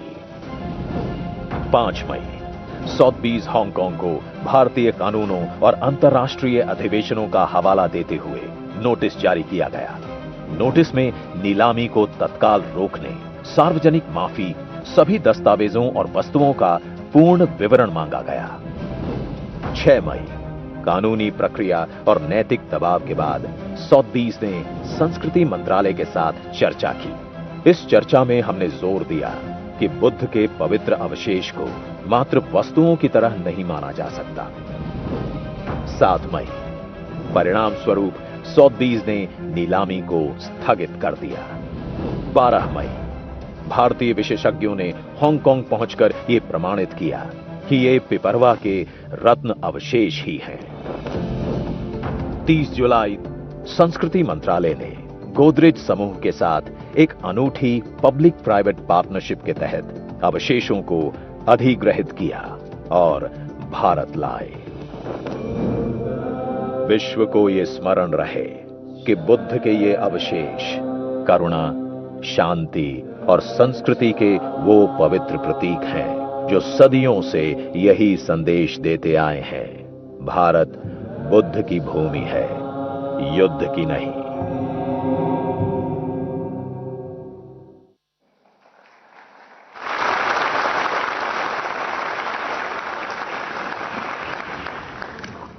माननीय प्रधानमंत्री के आगमन पर 2 ग्यालंग वादकों ने अपने वाद्य यंत्रों की मधुर धुन से अतिथियों का स्वागत किया। ग्यालंग एक पारंपरिक लकड़ी का वाद्य यंत्र है जो बांसुरी जैसा दिखता है और हिमालय बौद्ध अनुष्ठानों का एक अहम अंग है। इस कार्यक्रम में ग्यालंग के स्वागत से लेकर मंत्रोच्चारण और सूत्रपाठ तथा समकालीन और पारंपरिक नृत्य जो अब प्रस्तुत किए जाएंगे, भगवान बुद्ध की शिक्षाओं और भारत की विविध बौद्ध परंपराओं को दर्शाता है। पहले प्रस्तुत है अरुणाचल प्रदेश के ताई खामती समुदाय का एक पारंपरिक लोक नृत्य किंगनारा किंगनारी जो मोर नृत्य है। इसे प्रस्तुत कर रहे हैं ताई Khamti heritage and literature society के कलाकार। ये नृत्य अरुणाचल प्रदेश के नामसाई क्षेत्र में फल फूल रही बौद्ध संस्कृति को दर्शाता है। सदियों की भक्ति और सामुदायिक प्रथाओं से जुड़ा यह नृत्य सांस्कृतिक विरासत और आध्यात्मिक अभिव्यक्ति दोनों का प्रतीक है।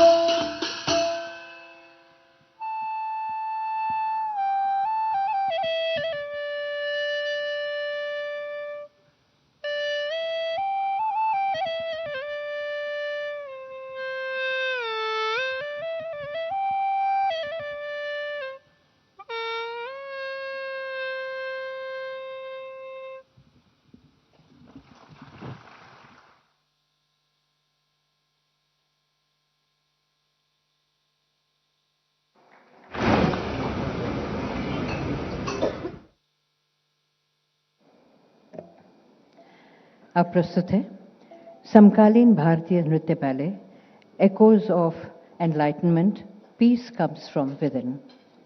संरचना सुप्रसिद्ध नृत्यांगना एवं कोरियोग्राफर संगीता शर्मा द्वारा की गई है। ये प्रस्तुति उनके प्रतिष्ठित समूह Anveshana society for performing arts Delhi द्वारा 11 नर्तकों के साथ प्रस्तुत की जाएगी। ये मौलिक नृत्य रचना बौद्ध दर्शन और सार्वभौमिक आध्यात्मिक मूल्यों से प्रेरित है, जो आत्मबोध और आंतरिक शांति की यात्रा को दर्शाती है। रचना को 3 खंडों आह्वान, अंतर्द्वंद और बोध में विभाजित किया गया है, जो स्थिरता से संघर्ष और अंततः आत्मिक जागरण की ओर ले जाती है। प्रस्तुति में मोहिनीअट्टम, ओडिसी और कथक जैसी शास्त्रीय नृत्य शैलियों को समकालीन नृत्य भाषा के साथ कुशलतापूर्वक पिरोया गया है। कल्लरीपयट्टू और छाऊ जैसे युद्ध कला तत्व अनुशासन और आंतरिक संघर्ष के प्रतीक हैं, जो अंततः संतुलन, शांति और आत्मिक सौम्यता में विलीन हो जाते हैं। Echoes of enlightenment, peace comes from with in.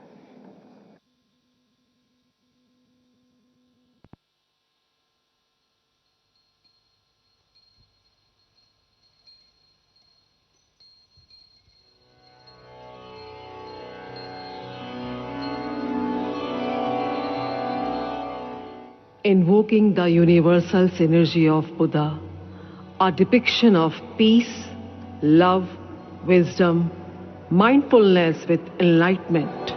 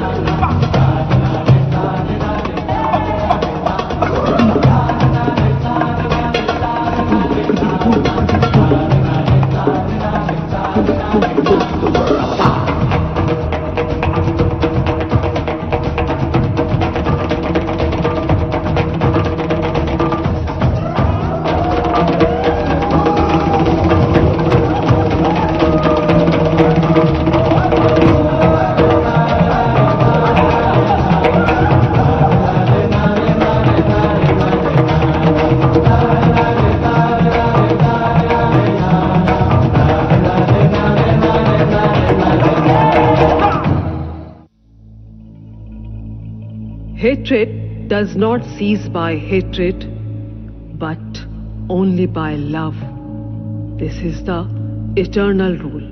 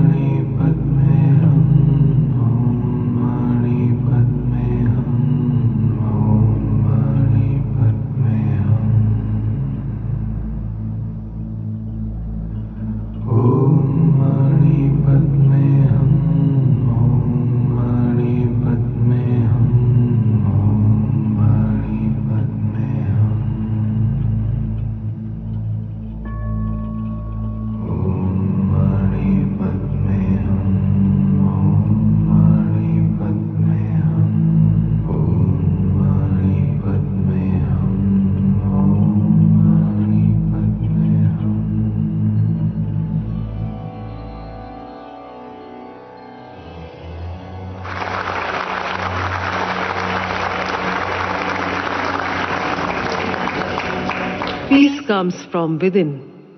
Do not seek it without.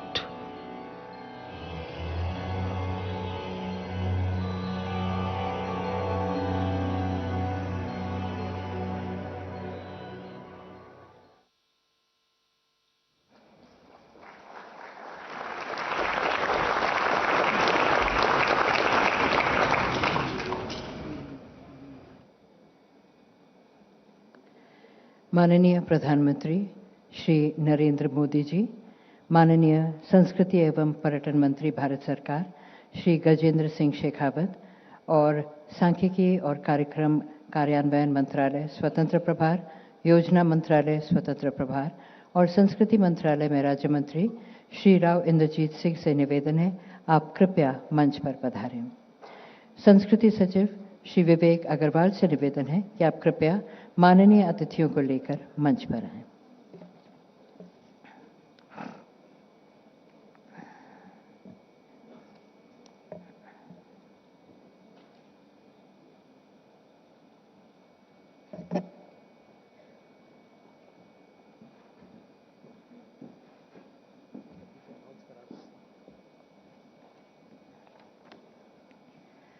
अब माननीय प्रधानमंत्री के कर कमलों द्वारा प्रदर्शनी के कैटलॉग का विमोचन होगा। संस्कृति सचिव श्री विवेक अग्रवाल से निवेदन है, आप प्रदर्शनी का कैटलॉग माननीय प्रधानमंत्री जी को प्रस्तुत करें।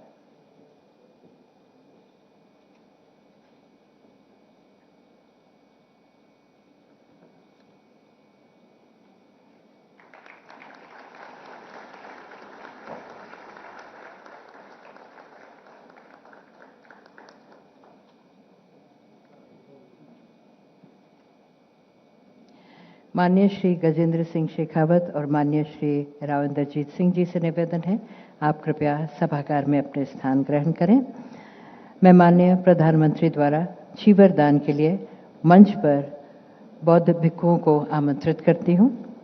कर्नाटका के द्रेपुंग लोजलिंग मॉनेस्ट्री के पूजनीय ख्याबजे योंगसिंग लिंग रिम्पोचे तेंजिंग लुंगटोक थिनले चोपाक, हिमाचल प्रदेश से रिम्पोचे कुंडलिंग लादरांग द्रेपुंग गोमांग बिहार के पूजनीय 13वें कुंडलिंग तात्साक रिम्पोचे तेंजिंग चोकी ग्यालसेन, दिल्ली से आईबीसी के प्रधान सचिव शार्द से खेंसू रिम्पोचे जांगचुप चोडन, अरुणाचल प्रदेश से नामसाई परयाती सासना बुद्ध विहार के मठाधीश पूजनीय अग्गधम्मा महाथेरा, लद्दाख से महाबोधि मेडिटेशन सेंटर के संस्थापक अध्यक्ष एवं आध्यात्मिक निदेशक पूजनीय संघ सेना महाथेरा और कर्नाटका से महाबोधि सोसाइटी बेंगलुरु के महासचिव पूजनीय आनंद भिक्खु।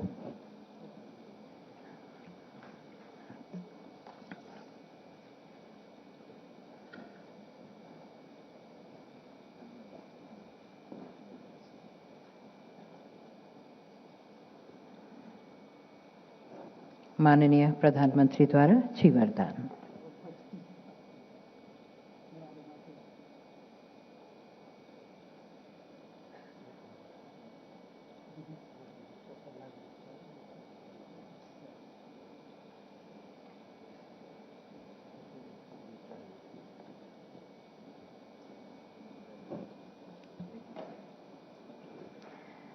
माननीय प्रधानमंत्री श्री नरेंद्र मोदी जी से निवेदन है, आप कृपया आशीर्वचन देते हुए मार्गदर्शन करें।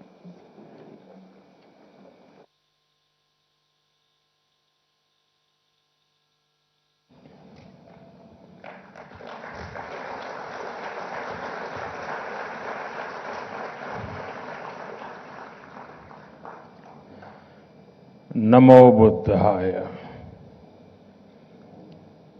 केंद्रीय मंत्रिमंडल के मेरे सहयोगी गजेंद्र सिंह शेखावत जी, किरण रिजिजू जी, रामदास आठवले जी, राव इंद्रजीत जी, दिल्ली के मुख्यमंत्री का कार्यक्रम था, उनको निकलना पड़ा, और सभी मंत्रीगण के साथी दिल्ली के lieutenant governor Saxena ji, excellencies, diplomatic community के सभी माननीय सदस्य, बुद्धिस्ट स्कॉलर्स, धम्म के अनुयायी, देवी और सज्जनों, 125 साल के इंतजार के बाद भारत की विरासत लौटी है, भारत की धरोहर लौटी है। आज से भारतीय जनमानस भगवान बुद्ध के इन पवित्र अवशेषों के दर्शन कर पाएगा, भगवान बुद्ध के आशीर्वाद ले पाएगा। मैं इस शुभ अवसर पर यहां उपस्थित सभी अतिथियों का स्वागत और अभिनंदन करता हूं। इस पावन अवसर पर बौद्ध परंपरा से जुड़े भिक्षु और धर्माचार्य भी हमें आशीर्वाद देने के लिए यहां उपस्थित है। मैं आप सभी का वंदन करता हूं। आप सभी की उपस्थिति इस आयोजन को नई ऊंचाई, नई ऊर्जा दे रही है। 2026 की शुरुआत में ही ये शुभ उत्सव बहुत प्रेरणादायी है और मेरे लिए भी सौभाग्य है कि 2026 का मेरा ये पहला सार्वजनिक कार्यक्रम है जो भगवान बुद्ध के चरणों से शुरू हो रहा है। मेरी कामना है भगवान बुद्ध के आशीर्वाद से 2026 दुनिया के लिए शांति, समृद्धि और सद्भाव का नया दौर लेकर के आए। साथियों, जिस स्थान पर ये प्रदर्शनी लगी है वो भी अपने आप में विशेष है। किला राय पिथौरा का ये स्थान भारत के गौरवशाली इतिहास की यश भूमि है। इस ऐतिहासिक किले के इर्द गिर्द लगभग 1000 साल पहले उस समय के पूर्व शासकों ने एक दृढ़ और मजबूत सुरक्षित दीवारों से घिरे नगर की स्थापना की थी। आज उसी ऐतिहासिक नगर परिसर में हम अपने इतिहास की एक आध्यात्मिक और पुण्य गाथा को जोड़ रहे हैं। साथियों, यहां आने से पहले मैंने विस्तार से इस ऐतिहासिक प्रदर्शनी को देखा। भगवान बुद्ध के पवित्र रेलिक्स को अपने बीच पाकर हम सभी धन्य हैं। इनका भारत से बाहर जाना और लौटकर फिर भारत आना, ये दोनों ही पड़ाव अपने आप में बहुत बड़ा सबक है। सबक ये है कि गुलामी सिर्फ राजनीतिक और आर्थिक नहीं होती। गुलामी हमारी विरासत को भी तबाह कर देती है। भगवान बुद्ध के पवित्र रेलिक्स के साथ भी यही हुआ। गुलामी के कालखंड में इन्हें भारत से छीना गया और तब से करीब 125 साल तक ये देश से बाहर ही रहे। जो लोग इन्हें भारत से लेकर गए थे,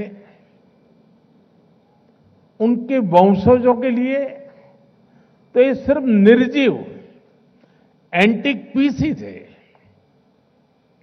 और इसलिए उन्होंने इन पवित्र अवशेषों को अंतर्राष्ट्रीय बाजार में नीलाम करने का प्रयास किया। लेकिन भारत के लिए तो ये पवित्र रेलिक्स हमारे आराध्य का ही एक अंश है, हमारी सभ्यता का अभिन्न अंग है। इसलिए भारत ने तय किया कि हम इनकी सार्वजनिक नीलामी नहीं होने देंगे। और मैं आज गोदरेज समूह का भी आभार व्यक्त करता हूं। उनके सहयोग से भगवान बुद्ध से जुड़े ये पवित्र अवशेष भगवान बुद्ध की कर्म भूमि, उनकी चिंतन भूमि और उनकी महाबोधि भूमि और उनकी महापरिनिर्वाण भूमि पर वापस लौटे हैं। साथियों, भगवान बुद्ध का ज्ञान, उनका दिखाया मार्ग पूरी मानवता का है और कालातीत है।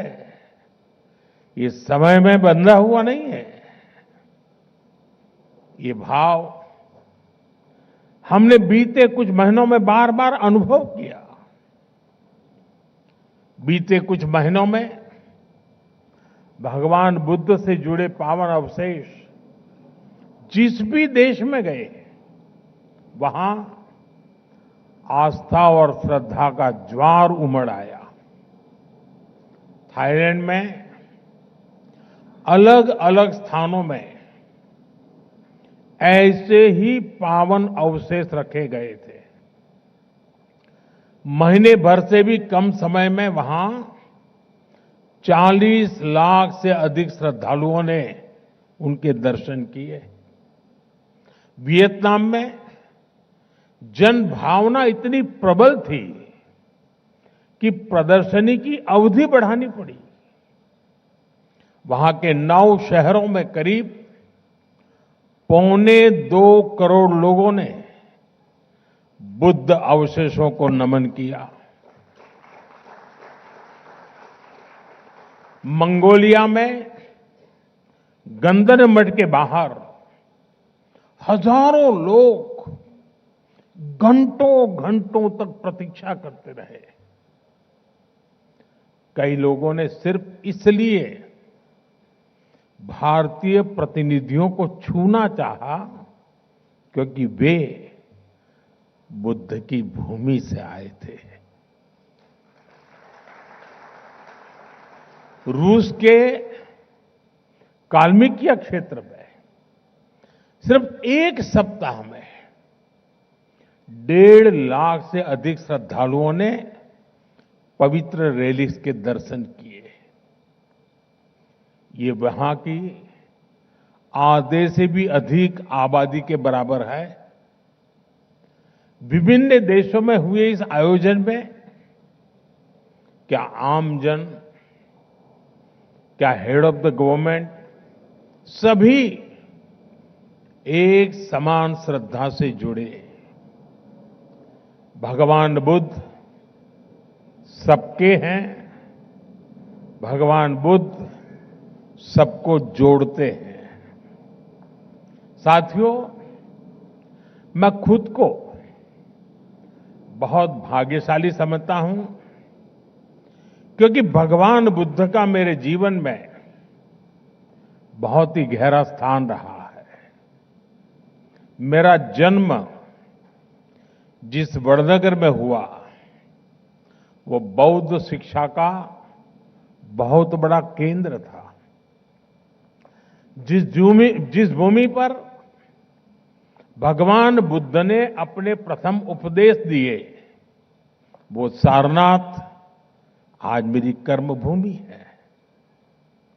जब मैं सरकार के दायित्वों से दूर था तब भी मैं एक तीर्थ यात्री के रूप में बौद्ध तीर्थ स्थलों की यात्रा करता रहता था।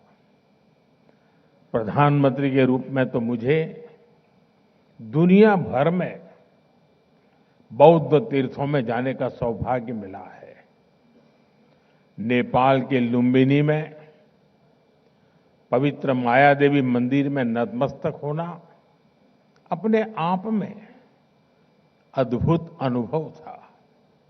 जापान में तोजी मंदिर और किंकाकुजी में भगवान बुद्ध के संदेशों के प्रभाव को लेकर मेरी समझ को और गहराई दी।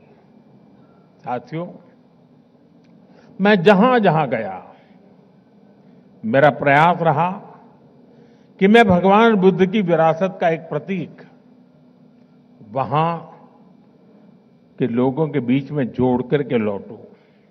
और इसलिए चीन, जापान, कोरिया, मंगोलिया, मैं जहां भी गया बोधि वृक्ष के पौधे लेकर के गया था। आप कल्पना कर सकते हैं, जिस हिरोशिमा पर, उस हिरोशिमा शहर को एटम बम ने तबाह कर दिया था, वहां के बॉटनिकल गार्डन में बोधि वृक्ष का होना मानवता के लिए कितना बड़ा मैसेज बना है। साथियों, भगवान बुद्ध की हमारी ये साझा विरासत इस बात का भी प्रमाण है कि भारत सिर्फ पॉलिटिक्स, डिप्लोमेसी और इकोनॉमी से ही नहीं जुड़ता, बल्कि हमारा जुड़ाव कहीं गहरा है। हम मन और संवेदनाओं से जुड़े हैं, हम आस्था और अध्यात्म से भी कनेक्टेड हैं। साथियों, भारत केवल भगवान बुद्ध के पावन अवशेषों का संरक्षक नहीं है, बल्कि उनकी परंपरा का जीवंत वाहक भी है। पिपरवा, वैशाली, देवनी मोरी और नागार्जुन कोंडा जैसे प्राप्त भगवान बुद्ध से जुड़े अवशेष बुद्ध के संदेश की जीवित उपस्थिति है। भारत ने इन अवशेषों को साइंस और अध्यात्म हर रूप में संभाला है, सहेजा है। साथियों, भारत का ये भी निरंतर प्रयास रहा है कि दुनिया में बौद्ध विरासत से जुड़े भी स्थान हो, जो भी स्थान हो, उनके विकास के लिए हम यथासंभव योगदान दे सकें। जब नेपाल में आए भीषण भूकंप ने प्राचीन स्तूपों को नुकसान पहुंचाया, तो भारत ने उसके पुनर्निर्माण में सहयोग दिया। म्यांमार के बागान में आए भूकंप के बाद हमने 11 से अधिक पगोड़ाओं का संरक्षण किया। ऐसे अनेक उदाहरण हैं।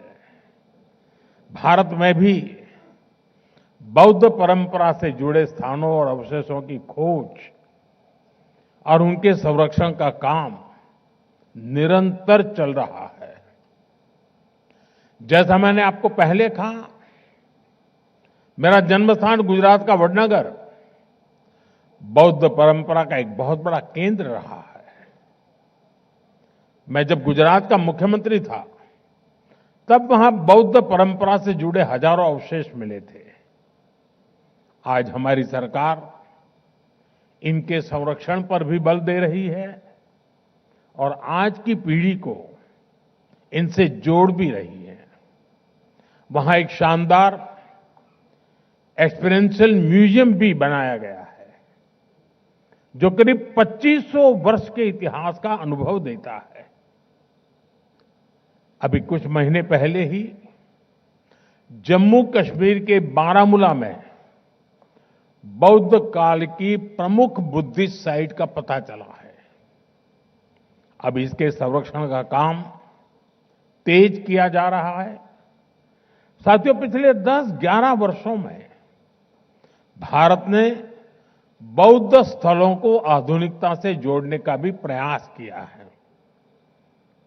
बोध गया में कन्वेंशन सेंटर और मेडिटेशन व एक्सपीरियंस सेंटर बनाया गया है। सारनाथ में धमेक स्तूप पर लाइट एंड साउंड शो और बुद्ध थीम पार्क का निर्माण किया गया है। श्रावस्ती, कपिलवस्तु और कुशीनगर में आधुनिक सुविधाओं का निर्माण किया गया है। तेलंगाना के नालगोंडा में एक डिजिटल एक्सपीरियंस सेंटर बनाया गया है। सांची, नागार्जुन सागर, अमरावती, इन सभी जगहों पर तीर्थयात्रियों के लिए नई सुविधाएं विकसित की गई हैं। आज देश में एक बौद्ध सर्किट बनाया जा रहा है ताकि भारत के सभी बौद्ध तीर्थ स्थलों की आपस में बेहतर कनेक्टिविटी हो और दुनिया भर के तीर्थयात्रियों को आस्था और आध्यात्म का एक बेहतरीन अनुभव मिल सके। साथियों, हमारा प्रयास है कि बौद्ध विरासत सहज रूप से आने वाली पीढ़ियों तक पहुंचे। वैश्विक बौद्ध शिखर सम्मेलन, वैशाख और आषाढ़ पूर्णिमा जैसे अंतर्राष्ट्रीय आयोजन के पीछे यही सोच है। आप सभी जानते हैं कि भगवान बुद्ध के अभिधम, उनकी वाणी, उनकी शिक्षाएं मूल रूप से पाली भाषा में है। हमारा प्रयास है कि पाली भाषा सामान्य जन तक पहुंचे। इसके लिए पाली को क्लासिकल लैंग्वेज का दर्जा दिया गया है। इससे धम्म को, उसके मूल भाव को समझना और समझाना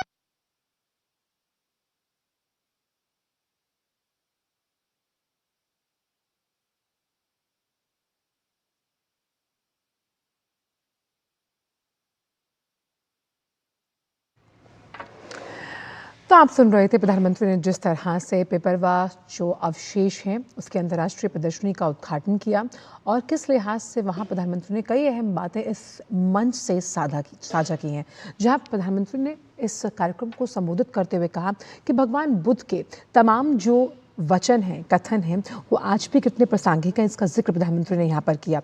और साथ ही उन्होंने ये भी कहा कि कैसे इस कार्यक्रम को साल की शुरुआत में करना उनके सौभाग्य की तरफ इशारा करता है। उन्होंने साथ में ये भी इस पूरे कार्यक्रम को संबोधित करते हुए कहा, बड़ी बातों का जब हम जिक्र करते हैं कि ये एक साझा विरासत का परिणाम है और भगवान बुद्ध के आशीर्वाद से ही 2026 दुनिया के लिए शांति, समृद्धि और सद्भाव का नया दौर लेकर आए हैं। साथ ही उन्होंने कहा कि किस तरह से भगवान बुद्ध सबके हैं और वो सबको जोड़ते हैं और किस तरह से ये युग बुद्ध का है। बुद्ध के विचार, उनके कथन, उनके प्रवचन जिस तरह से आज की पीढ़ी को उसके साथ जोड़ने के लिए ये प्रदर्शनी एक अहम मंच साबित होगी, क्योंकि संस्कृति को सहेज कर रखना, संरक्षित करना और साथ ही साथ अपनी धरोहर को जब हम वैश्विक पटल पर एक सम्मानजनक रूप में सामने लेकर जाते हैं। उन्होंने ये भी कहा कि मैंने विस्तार से इस ऐतिहासिक प्रदर्शनी को देखा और भारत के गौरवशाली इतिहास की भूमि की जब हम बात करते हैं तो कैसे कड़ी से कड़ी जुड़ती हुई नजर आती है। जिस स्थान पर ये प्रदर्शनी लगी है, उन्होंने कहा कि ये भारत के गौरवशाली इतिहास की भूमि है। उन्होंने कहा कि 2026 की शुरुआत अगर आज के इस अवलोकन से हो रही है तो ये पहला सार्वजनिक कार्यक्रम है प्रधानमंत्री का, उन्होंने कहा 2026 का, तो ये उत्सव शुभ है, प्रेरणादायी है। उन्होंने ये भी कहा कि करीबन 125 साल के इंतजार के बाद भारत की ये विरासत लौटी, ये धरोहर वापस भारत आई, जिसे हम होम कमिंग कह रहे हैं। हम पेपरवास से आए इन अवशेषों की रिविजिटिंग की बात कर रहे हैं। साथ ही उन्होंने कहा कि आज से भारतीय जनमानस भगवान बुद्ध के इन अवशेषों के दर्शन कर पाएगा। तो ये शुभ अवसर जो है वो बहुत प्रेरणादायी है, सद्भाव का नया दौर लेकर आया है। जब हम सबको साथ लेकर चलने की बात करते हैं, वसुदेव कुटुंबकम की ये भावना है।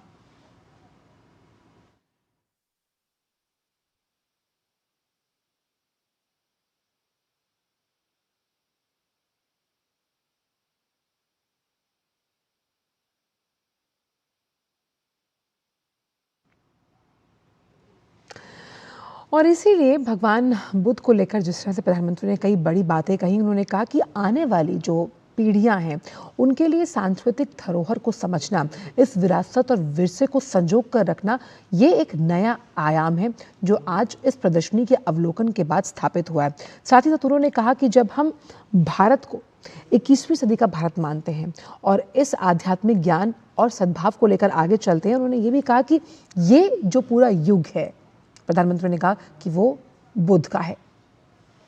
यही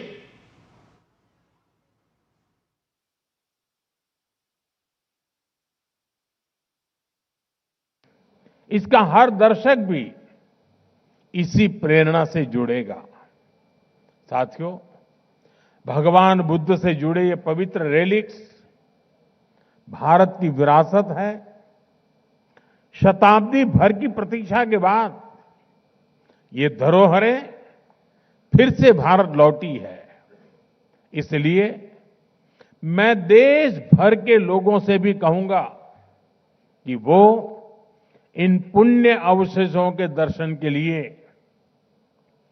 भगवान बुद्ध के विचारों से जुड़ने के लिए एक बार यहां अवश्य आए।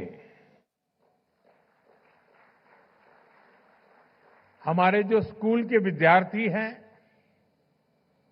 जो कॉलेज के स्टूडेंट्स हैं, जो युवा साथी हैं, जो बेटे बेटियां हैं, वो इस प्रदर्शनी को जरूर देखें।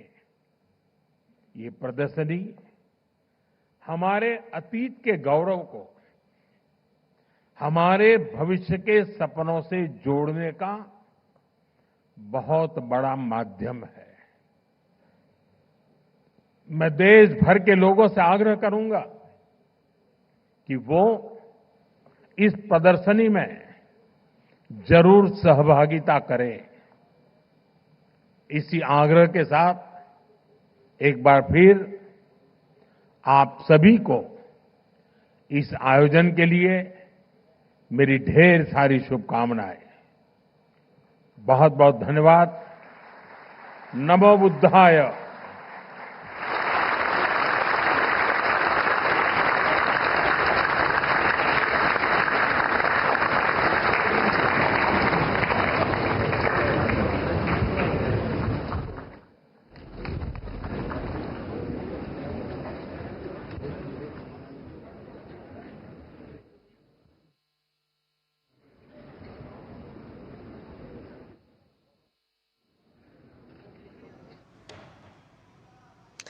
तो आपने देखा कि प्रधानमंत्री ने जो पेपरवा अवशेष की जो अंतर्राष्ट्रीय प्रदर्शनी